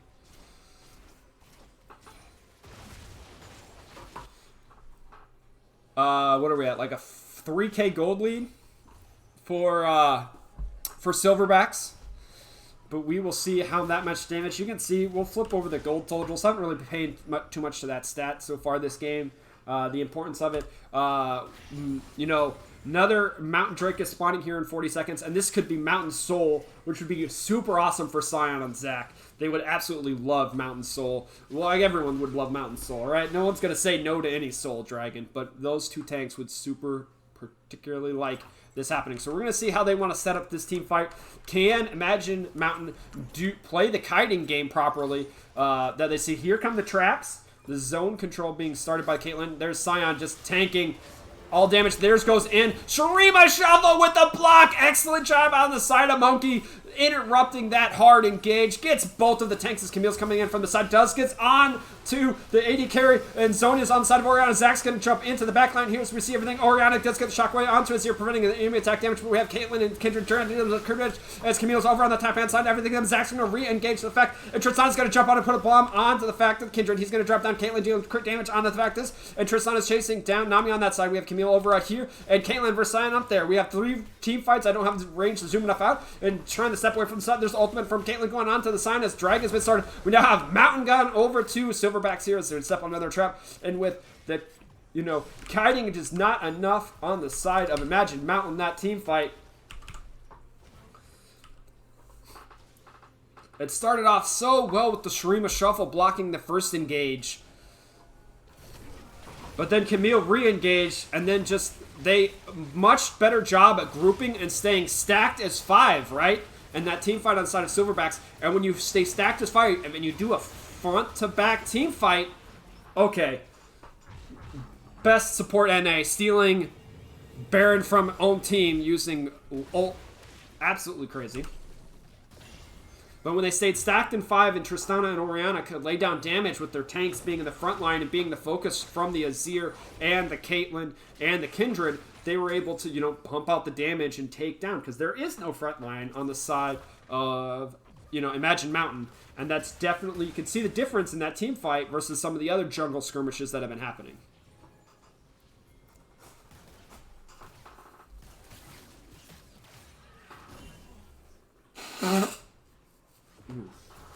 Sorry about that. Got a little bit of allergies going on this spring. Now that we're mentioning it here, we have a little bit of downtime. Don't forget to set your clocks ahead an hour tomorrow, or if you're watching this on the YouTube later today, there's 2 matches on Saturday as well. We have some semifinal action coming. Actually, final action Shurima match Saturday morning and a semifinal match later in the afternoon. So definitely check that out in between watching LEC and LCS. 11 a.m. Eastern for that Shurima finals. Definitely want to check that out. There's a great Shurima semifinals match on the YouTube. Oh my gosh, that Lux Laser nearly takes down the Caitlyn. Trying to promote Seal amongst all the divisions here while we get this siege on.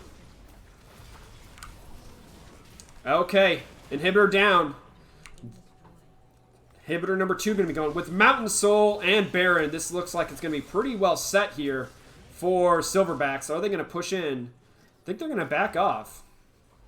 Maybe they want to, you know, don't leave anything up for chance here.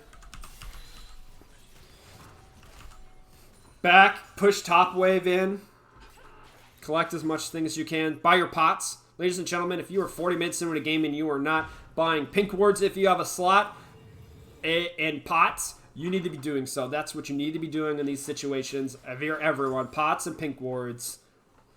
Also, I like how we have 2 stopwatches on the side of Imagine Mountain here. Definitely going to be able to use those in the team fight to try and extend the team fight and extend the range, right? But you have to use them properly, because if you use them and you're golden in the wrong position, the enemy team's just going to collapse on you and you're just going to get shockwaved, right, by Orianna. Or Tristana's going to bop you on the head in that situation. So let's see how they get used in the next team fight.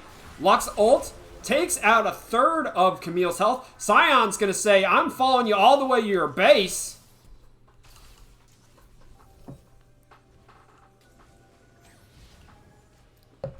And for a series that both games started off with a lack of kills, it has been pretty spectacular. The fact that we've gotten to nearly 50 kills so far in this game number 2.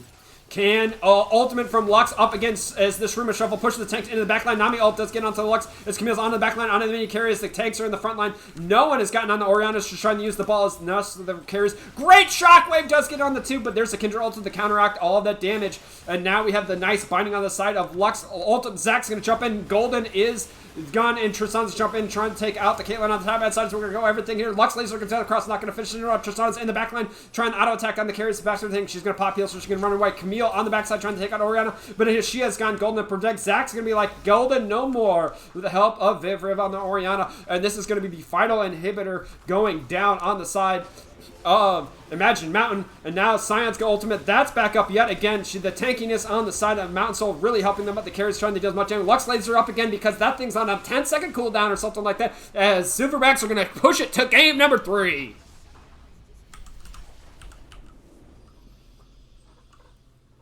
Man, so hyped. This series is going great. You can definitely see the team comp styles and the way they want to play the game, showing pros and cons, ups and downs on both sides. This has been an excellent series and a really good showing on the side of Silverbacks, using their team comp properly when they do get those team fights, and they get to do the front to back and with the hard engages with the Sion and the Zac. Just something that definitely teams should be watching and paying attention to on how they play the game of League of Legends. Let's try and switch over to some of the end game stats here and see what we can get for that up on screen before we get over to game number 3.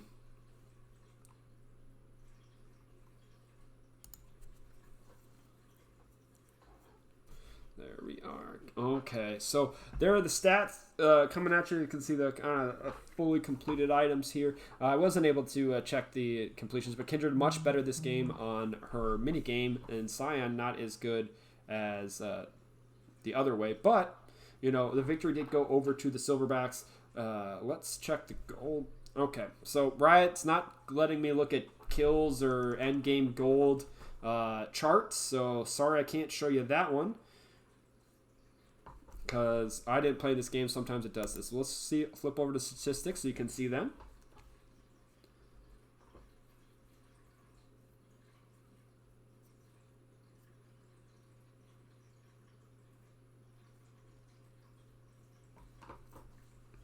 And we'll scroll down just a little bit so you can see kind of the rest of them here. And I will leave that up for you guys as I switch over to game number 3.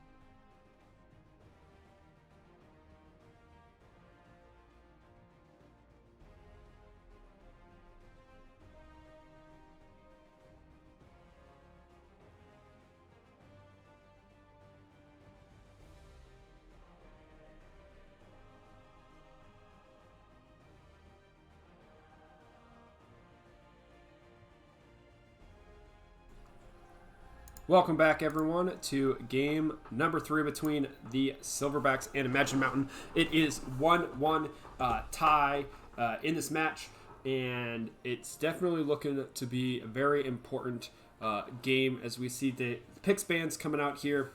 Real quick, Imagine Mountain is the number 1 seed. So they got the pick games side for games 1 and games 2. The game 1, they won on the red side after I want to say, pretty miraculous comeback.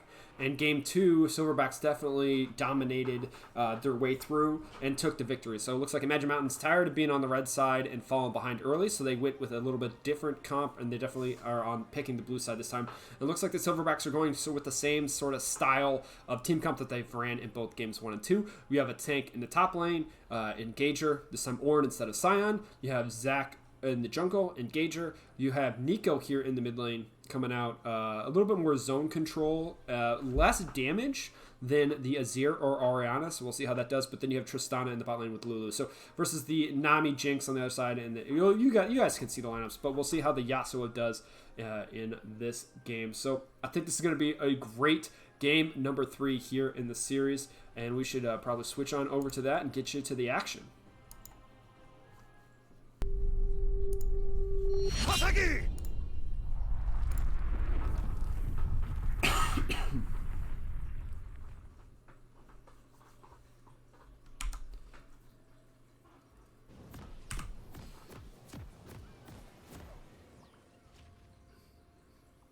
Okay, so if you haven't been paying attention to this series yet and you're just joining us, welcome.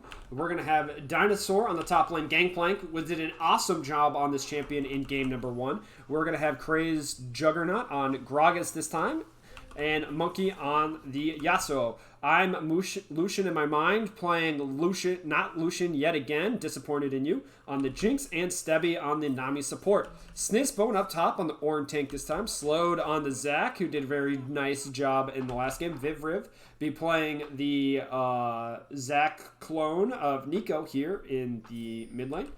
Huey on AD, carry Tristana yet again, and the best support NA playing the Lulu. So Lulu definitely been a priority pickup in this series. Man, I love this Zac skin. That's such great. Bouncy, floaty, giant ball of water.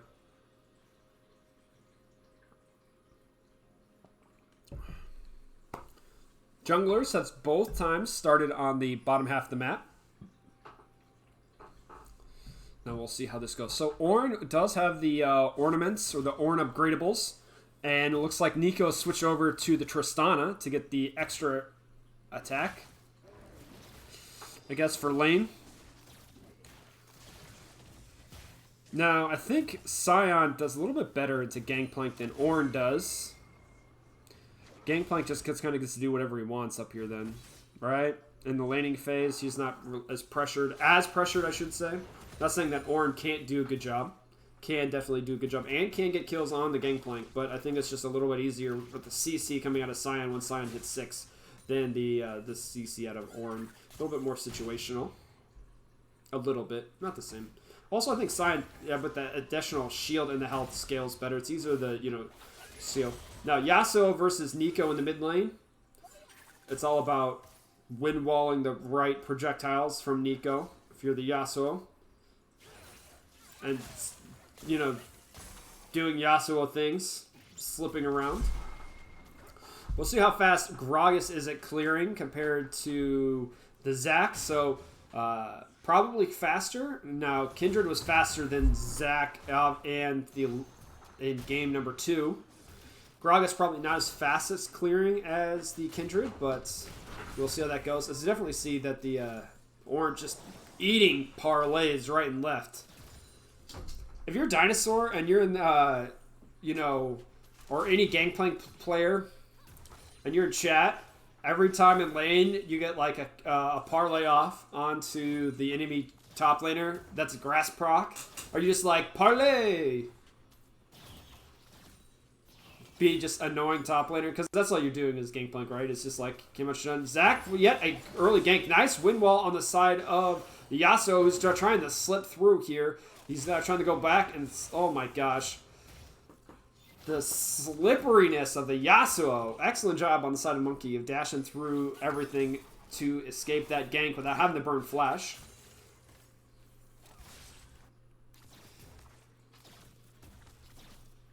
We will see what happens here. We saw some Nico action the other day that just juked the entire team in a seal match. And I want to see how well Vivriv can pull the Nico jukes. Any champion that goes invisible does jukes like that. Always annoying in my book. Untargetable abilities are not fair. Unless, of course, you're the person playing that champion. Zach going for ganks yet again. He's definitely in on the early ganks. And nice. Oh my gosh. Does have to flash that. I was about to say that was an excellent trap placement. But just like 1 or 2 pixels too far to the south there. Otherwise, it would have been really bad for the Zach on that engage. So Gragas already has done a little bit of counter jungling. He's back and picked up tier 2 boots with the help of Predator. He should be zipping around the map. While Zach has been ganking. Only burnt 1 flash, though. Was way more successful in game 2 with the ganks.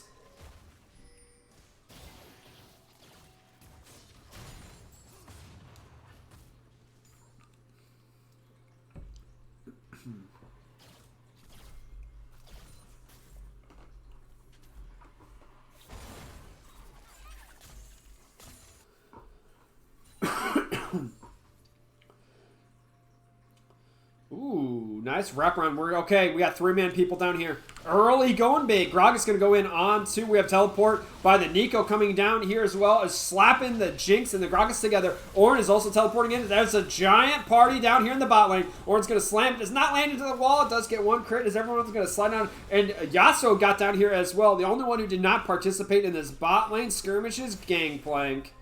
Who's like, yeah, I'm Gangplank, I'm a top laner. Why would I burn teleport to participate in whatever you're doing down there? And everyone's out. No one died. Great job for both teams on the disengages.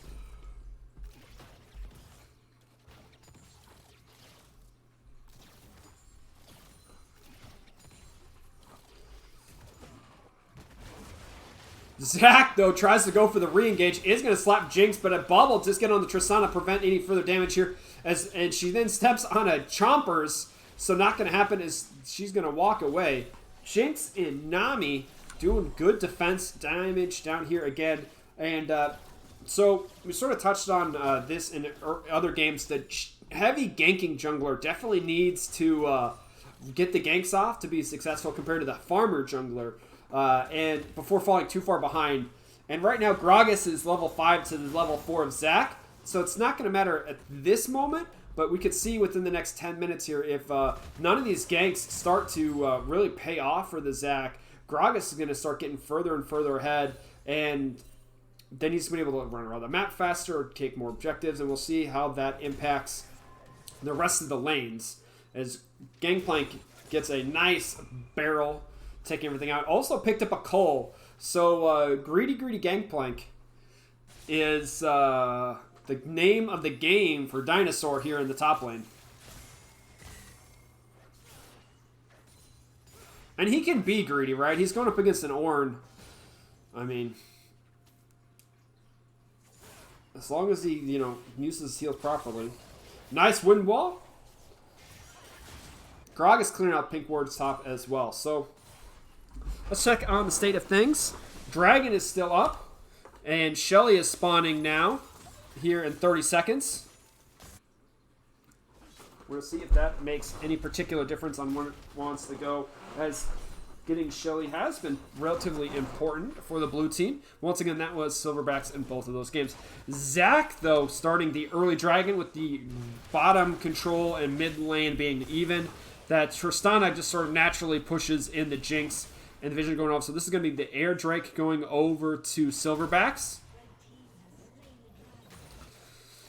And we'll see if Gragas wants to do Shelly now that Zach is on the bottom half of the map with the help of Yasuo. Gangplank's pushed up as well, so this should be relatively easy to take for the Gragas. Now, if you're Gragas and you do get this, where should you take Shelly? Do you take it top to put on your Gangplank, or do you put it mid to help the Yasuo? I think you want it to put it on one of the side lanes so you can get Yasuo out to more space, right? And then you can move like your Jinx Nami to mid lane. Or do you put it mid lane? Yeah, I think that's what I would do. Is I would look maybe to get one of these side lanes split up. So that's it. You have to, take your pick, right? And do you accelerate your Gangplank, who, was a hard carry for you in game 1? Probably that's where you take the Rift Herald. You look to just get Gangplank really set up strong. Then you can move the Jinx Nami to mid lane, put the Yasuo in the further extended lane, and then Gangplank down here in the bot lane for the next dragon. Or you can even put Yasuo, I guess, down here. As long as you're moving people around the map, Tristana's going to be pushing people in entirely down here the entire time. We'll see where Cage goes. I'm recommending to go top wave with it. Orin is going to check and see that Gragas is here. And he's going to just do a full combo in onto Gragas with the ultimate. Receiving matters. Oh, great body slam. But there's the Q. Ultimate with the flash. Nico's coming in here as well, so we have adding action going down in the bot lane. Can Gragas escape? His flash has been burnt. And ultimate. He's going to have to body slam and slip away. So, Orin does have a ton of damage that can be dealt. Nico now, with the help of Zach, going to be coming in and this Gangplank. There's the exhaust on the side of Nico, who took Spellbook this game. Ultimate coming out. Zach is going to jump in, but after the flash, so Gangplank is going to get slapped into a minion with the barrels. He's going to try and get away, but first blood at 10 minutes goes over to Nico.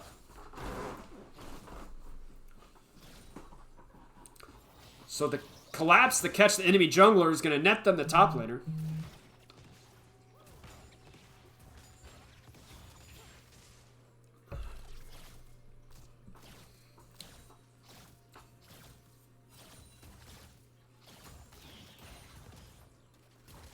Dragon spawning here in 2 minutes.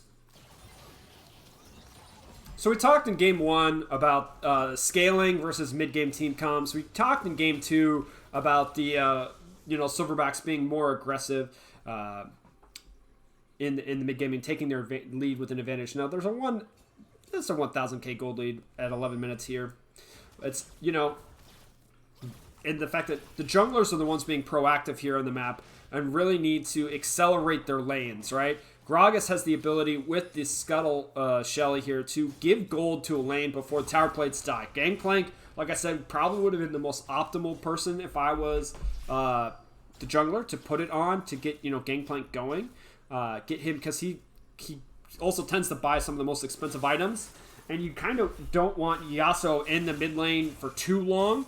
It's fine, but I don't think, not like game 1s and games 2s, you have champions that Nico and Yasuo, they don't need super long extended mid lanes, right? Like you had with someone like Azir or Orianna, who kind of want to sit in the mid lane for like 20 minutes, right? They're fine just farming and farming. These kind of champions want to get to the mid game as quick as possible. Now you can open up mid lane with Shelly. There's the ultimate, and it didn't follow. Yasuo didn't hit the R button. Great. Oh my gosh. Now you missed the body slam because Golden Windwall's going to... I mean, they hit all the buttons at the wrong time and still pick up the kill. Sometimes that's what matters. Zach's going to jump in here, slap Yasuo into a minion, and bounce around. Down is going to go the Yasuo to Zach, but the gold plates are going to still get handed over. So plate gold does matter. And this is Zach's going to re-engage here, try and slap minions together here with the Gragas, trying to, prevent the rest of it. Nami's here to help with some healing. Lulu is re-engaged as well. Teleport's going to be coming in on the Nico, who's now got heal as well. So with this control, Yasuo dead for another 4 seconds. Will they go over to Dragon here in 10? Jinx is backing as Yasuo is teleporting the mid lane. So Jinx backed. If the Silverbacks wanted to rush it, they could. Gragas into Yasuo ult is like the easiest thing in the world, right? Like, how did they missed all their buttons? You just gotta click R. Oh, there's the body slam, and that's another way to get it. As Nico does get the ultimate off with the shield, does get the root in onto the jungler, but Yasuo's going to chip it. Zac gets hit with the wind wall and makes a escape. Oh, Blasco now over, and there's the Nami ultimate on the Lulu and the Zac, even though Lulu did pop up the ultimate as well. Wind wall popped, and Ornn is teleported down here now, and he's going to try and walk away. He's going to body slam, and he's going to die before his ultimate comes. He's going to re-engage in on the enemy team. Tristana's jumped over the wall trying to deal some as much damage, and Zac, but there's the cast by Gragas, who's gone golden. The bomb's going to explode on his golden head, not dealing any damage. And we have Gangplank back at the top lane saying, I'm the top lane player, I'm not going to do anything in the rest of the game. And now we have finishing this one off here, and down it goes as Infernal Dragon's gone over to Gragas. Zac is going to have to, is he going to die? Oh, he's gone the Bloblet for the Gromp.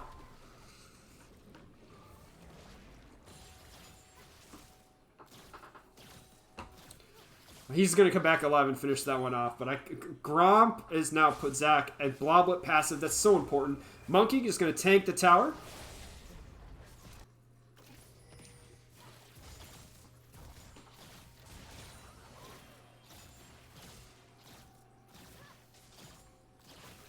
Thank you, Ansem, for the Nico comment. Yeah, sometimes the spectator vision not as good as telling invisibility.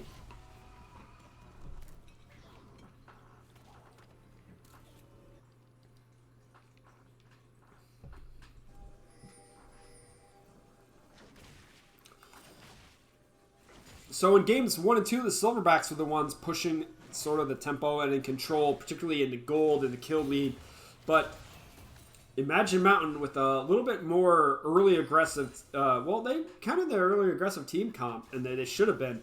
But the more proactive jungling of a Gragas, I think, has kind of anticipated, countered the early ganking on the side of the Zac. Here meant that they're up in kills, they're now up in gold, flashing and the Gale forcing out, and Zac's going to slam together, but he died already to the Gromp, so he doesn't have Bloblets. He's going to probably be dropping here. Tristana's getting over the wall, but does not get enough, and there's the slow coming out as Nico ultimate is not going to flash over the wall, and Lulu ultimate to keep them alive. Jinx Mega Death Rocket is already down. She can't use it, as they're going to finish chasing, as Yasuo had already taken the top tower. So the jungler death in the jungle means that it's definitely going to be in favor of Imagine Mountain, and this game is not going the way the Silverbacks kind of want. Nami looking for a bubble, trying to really push in with the help of Yasuo coming down here. At the same time, Gragas and Gangplank are going to the top lane. And by top lane, I mean Shelly number 2 or Susan.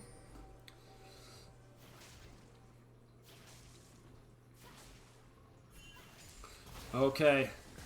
Gangplank trying to body block. Ornn's coming in with the ultimate and does get in on the Gragas as she pops the ultimate to try and escape. As he body slam. Oh my gosh, they went 1 for 1 in that. Zac just now getting here. Jumps in with the Gangplank's trying to get the barrels to deal damage as Nico's dealing damage onto the side as they've taken the tower down the bot lane. There's the blue smite. He's going to flash over the wall. Zac's going to jump over, try and finish one off, but no, there is a grass proc back on the other side with the help of some barrels and finish this one off. And there's another one. Jeez, he's getting so much heals. And now we have nice stun over the wall. Nico, Nami bubbles, and they're going to miss. We're going to see if they want to continue the chase.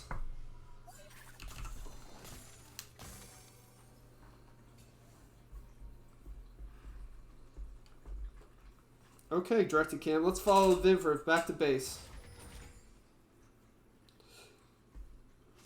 The Nico has picked up Ghost and Flash now with Spellbook. So if you are the side of Silverbacks, what do you do here, right? You're starting to fall behind in gold. Gangplank's starting to get kind of fed. The Yasuo is going to be doing a split push thing now. You have the tank engage, right? And so I think when you have the double tank engage like this, you kind of trying to set up for the team fights and the skirmishes like they have been. And that's usually kind of directed how things are go. But you don't have the advantages that you had in Game 1 and Game 2 to get them done just as well. Now, the enemy team still has the kind of the more kind of slippery mobility type of team fights that they kind of go for. Now, they technically... Gragas is going AP Gragas. So he's not even going tank Gragas that the enemy team does. It's just this time you just don't have as much damage on your carry, particularly out of your mid name. I'm not against the Nico pit. I'm just saying it's not as much damage as like an Oriana or a Zier can dump out. We'll see how that impacts maybe these things, as we do have Dragon here in 40 seconds, and how they want to set it up. Once again, the front to back team fight, but don't get too far away from your tanks in the front to back. But the problem is Gragas ultimate is going to separate you. If Gragas lays a great ultimate, it's going to separate the back line from the front line, and then the tanks are just going to drop with none of their carries dealing damage with the help of like Yasuo over the wall. So we'll see how they get him set up. Now the wind wall is also a great counter to Ornn ultimate, so we'll see how that works. And can that be spawned? Now Gragas is dropping Susan here in the mid lane. That's going to get a nice charge off on that tier 2 in mid, and looks like they're going to jump in onto Gangplank, and he's going to die before the rest of the team fight. Nami ultimate does come out as well. Gragas ultimate cancels the Zac engage. That's going to happen. Windwall also is going to happen, so it's going to bounce around. It's going to happen. Or ultimate comes through, does land onto the Yasuo, who's going to be slapped into someone by the Zac. Happening is now Jinx is going to Gale Force in, and Zac's going to jump around, and Ornn doing his best job with the Frets. Blast Cone over the fact, into the fact Tristana's not going to jump on and follow in onto Nico. Gragas slaying here is going to body slam into Barrel. Not going to be enough. Zac's going to try and jump in, does get the knockup in on the fact that was a great fight on the side of Silverbacks, exactly what they needed to do for their team. They got the pick, and then they front to backed it, right? That's exactly what this team comp wants to do. Silverbacks, excellent job at running their comp. The tanks didn't get too far in front of their carries. The Gragas Barrel was an excellent disengage, but it didn't really, get cut up. The help that Gangplank was already dead. Wasn't laying any damage. They weren't fighting in the Gangplank ultimate. Helped as well. So great job on Silverbacks and kiting and playing that one out, going slow up the river, getting the kills that were in front of them. Now, they did lose the tier 2 in mid lane, so gold does go back over to Imagine Mountain, but the Ocean Dragon here goes over to Silverbacks. This is an overall win for Silverbacks.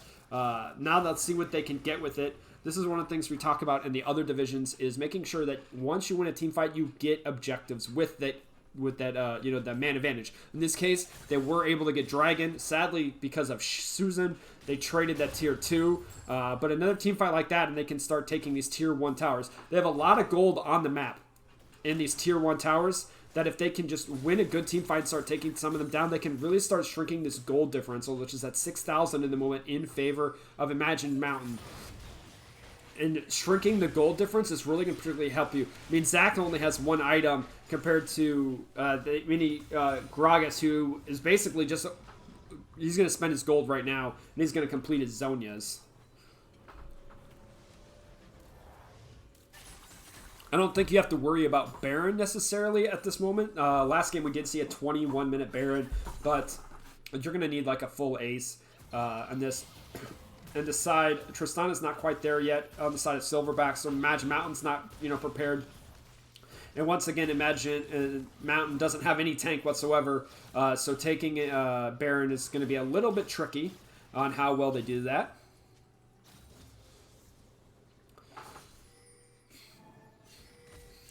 So it's back to ward placement, and I'm not sure if this is going to be the style of the series, or if this is the style. I haven't been able to catch all of the matches between these two teams. As the Ornn ultimate's going to go in, it's going to swing and a miss onto Gangplank. Tristana was right there. He's waiting. Jumps over the wall with the E, and 1, 2, 3, and drops the ultimate. He's going to flash out, trying to escape, but flashed by Ornn, trying to hand the kill over to Tristana. Not going to matter, as Ornn's going to take that one. So great pick onto the Gangplank yet again on the side. Oh, Snizzbone. And there you go. You get a pick, you take an objective, even if it is just one auto attack. Ornn's going to teleport in. They're going to prevent this Baron from going any further. We have Stevie over on the Nami looking to run body blocks, as we do have a double potential knockouts here. Now get this Tristana on to this tier 1 here in mid lane and take that one. Get a pick, get an objective. Get a pick, get an objective. This is exactly what we need to see out of Silverbacks to start cutting this gold lead down. Nico, or Nico's going to be popping the ultimate as she actually gets caught off, and down she goes. Pushed up a little too far. Not exactly what you want to see out of Silverbacks. Teleport now coming in by the Gangplank. Drops 1 barrel. Siga drops 2. Does land on the Tristana. And Zac's going to have to jump away. And Jinx ultimate rocket does not take down anyone. But they are on the chase.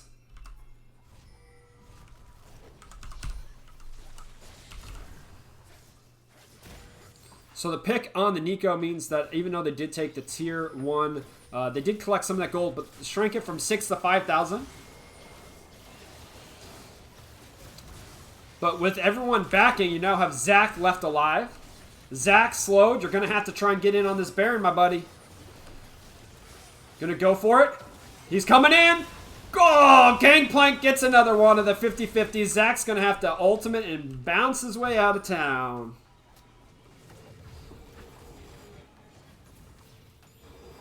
Gragas didn't have... I don't think had Smite for that. So are we at Dinosaur 2 Barons, Crazed Juggernaut, and Slowed 0 in the 50-50s? And 3 games?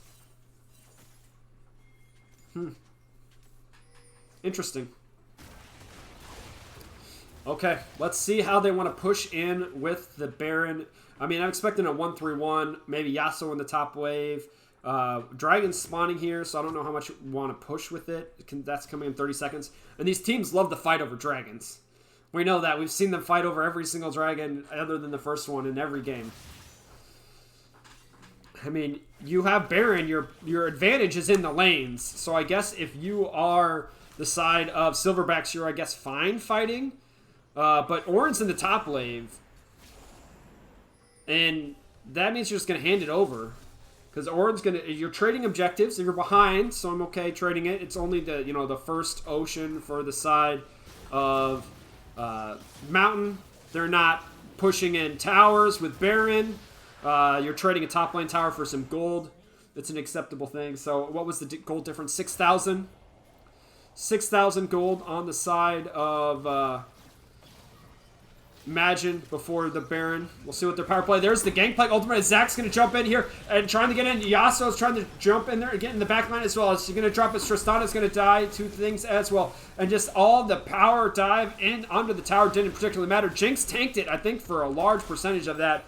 And with the support, the jungler, and the AD carry down, this looks like it's going to be an inhibitor going down as Yasuo throws out a Q trying to get in onto the Ornn. And Jinx is focusing on the tower like a good AD carry does. And the rest of the team runs. Body block taking out the minions. Gangplank taking 1, 2, 3, 4 tower nexus. And tower shots absolutely ridiculous in this phase of the game. I think Sterix was proc during that as well. Heals coming out as well.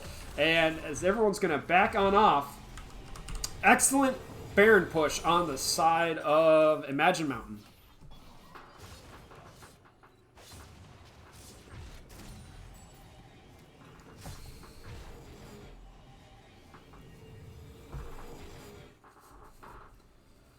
That wasn't Sterix. That was just heals and from like shield bow. Just want to point out here that this Gangplank has a drastically different build here in Game 3 compared to Game 1. If you want to go back and check out his build in Game 1 and then his game here in Game 3 and see the differences and about like the importance of crit and heal coming in on each of the builds, cooldown reduction. Very important to kind of look and trying to figure that out, and I'd like to see the adaptability. Once again, Gangplank is one of those champions where you can be so adaptable with your build, and I'm glad to see that it's not just a standard cookie cutter build coming out by Dino here on this one. That hard engage though between the Gragas ultimate and the Yasuo really like took them down. So no Baron Baron's still on any of champions. No, it doesn't look like it. So it's now at 8,500. We'll give them a 3,000 Baron power play on the side of Imagine Mountain for them. Plus 3,000. Decent job for them on that one.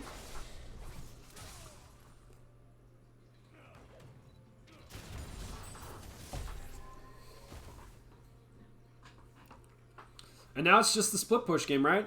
I kind of wish they were a more 1-3-1 on the side of the team. Oh my gosh, Yasuo just going to get double knocked up and slammed together, but he gets his ultimate off anyway because that's a ridiculous combination.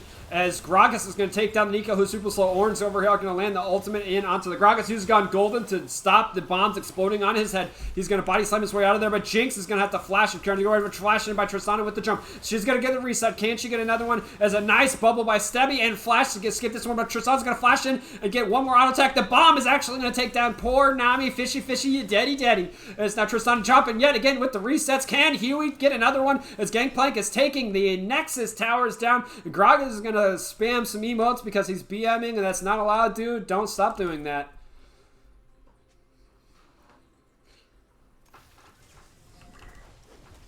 But nice, good escape. Tristana did not get enough resets.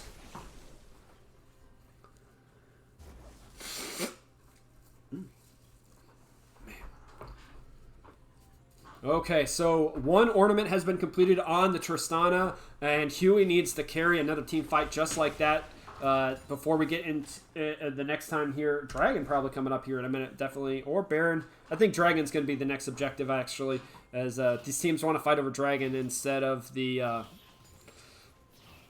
Barons. Although we have some steals, and there's the second ornament coming through in onto Nico as well. So the carriers have got their ornaments going for them.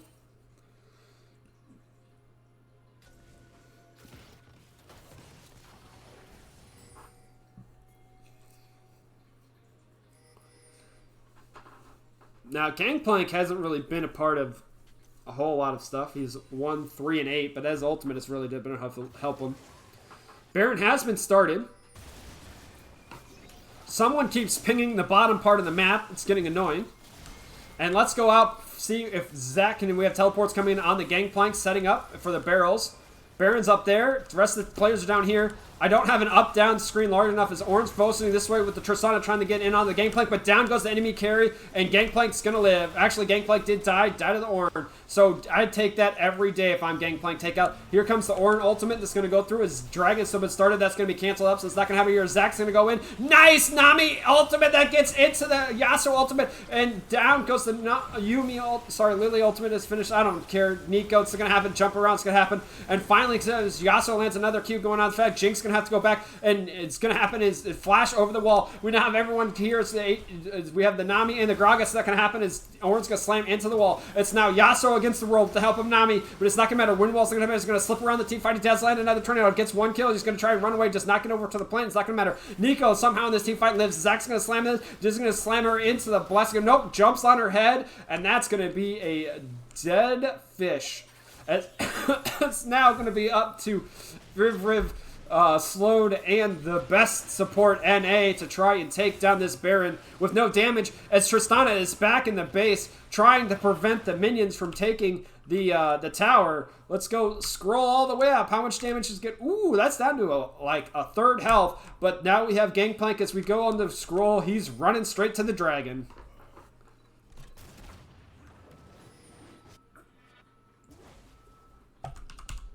Okay, he started Dragon.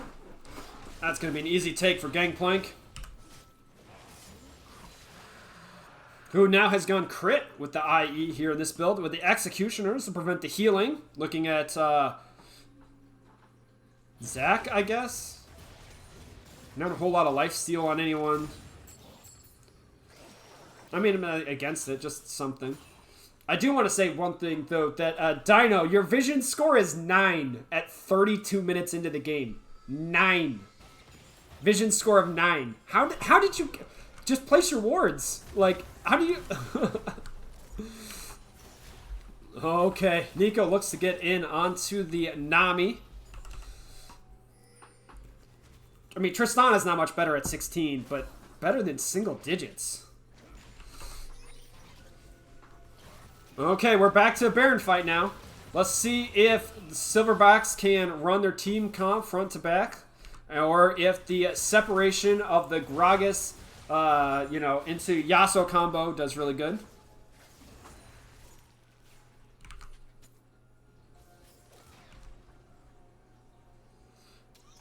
Poke. Okay. Gangplank's down here. And, man, I really wish we had a zoom out function so I could catch all of the action, because it's too separated sometimes. I thought this series would be a lot more like meta macro game talk, but these late games, they just get straight into the team fights and they just keep going. It's so exciting to see how it's going to break out. Gangplank taking all of the kills right now of his minions. Okay.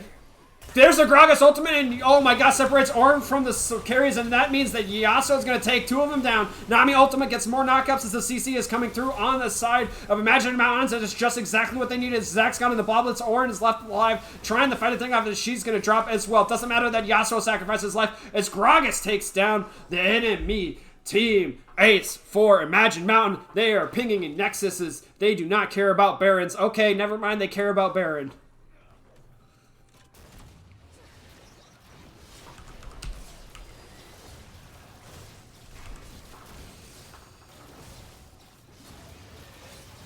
That was just the perfect Gragas ultimate into the Yasuo combo. Separated Ornn from the enemy team. He got like a 4-man ultimate. And with that happening, just absolutely just crushes the enemy team with damage. Jinx Rocket, I think, came through as well to add on to it. And with them dropping down, it didn't particularly matter. Gangplank barrels and ultimate. Nami with the tidal wave. So after they got knocked up by the Gragas barrel, then held up in the air by the Yasuo, they then got knocked back up into the air. But with the Nami tidal wave, and they just got CC'd to the point that they couldn't return any damage.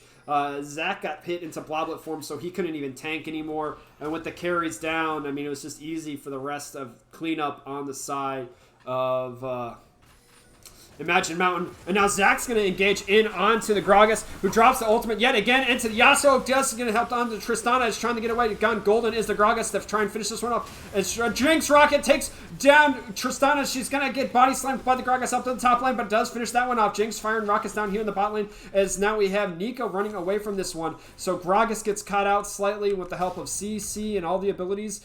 Does end up dropping, but Tristana being saved like 3 times by Lulu really has to, say thank you, support. You're really helping me out on that one, because otherwise she would have died to some of that damage.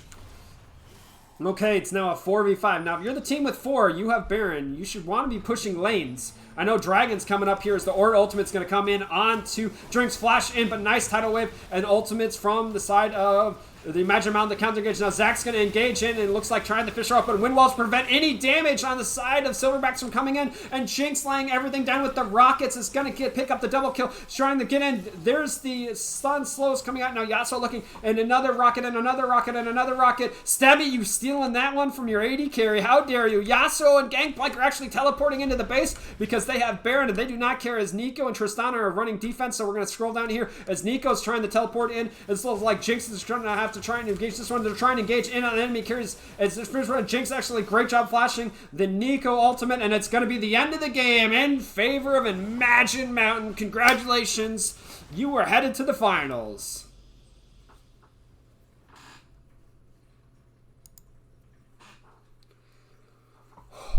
This was an excellent series from these two teams. Let's go over to the end game stats with the Imagined Mountain taking the 2-1 victory in the best of 3 here in the semifinals out in the Ionia division.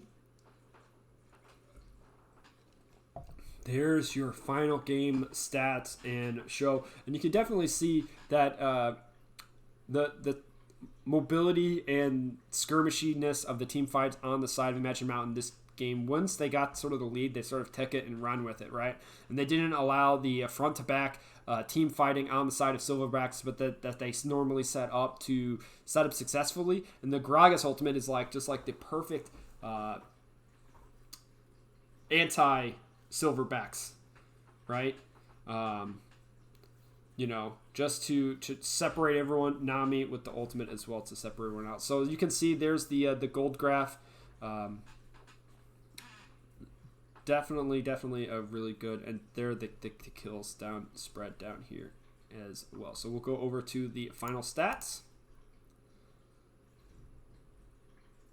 Show you guys them.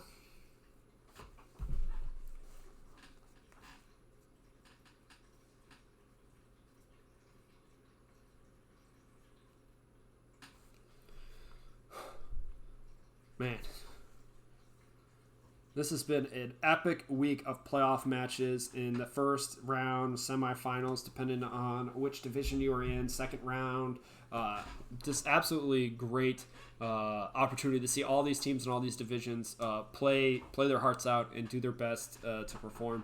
And we ended this set on a very, very, very good match, 3-game series between these two really, really good teams. If you're watching this VOD on YouTube, don't forget to like, comment, and subscribe. Follow the Discord for more information about matches coming up and the rest of playoffs. We have a Saturday morning match coming up tomorrow morning at 11 a.m. It's the Shurima Finals. So please, if I know it's early in the morning, particularly for you West Coast people, but if you are awake, come and hang out with us then. We also have a Saturday afternoon match coming for you. I'm not exactly sure of the time, and it's not letting me load it to double check it, but definitely check out that as well. That's going to be a pretty swell, I believe that's a semifinals match, so we'll check out that one. We have more matches coming up on Sunday, so don't forget to check out for them.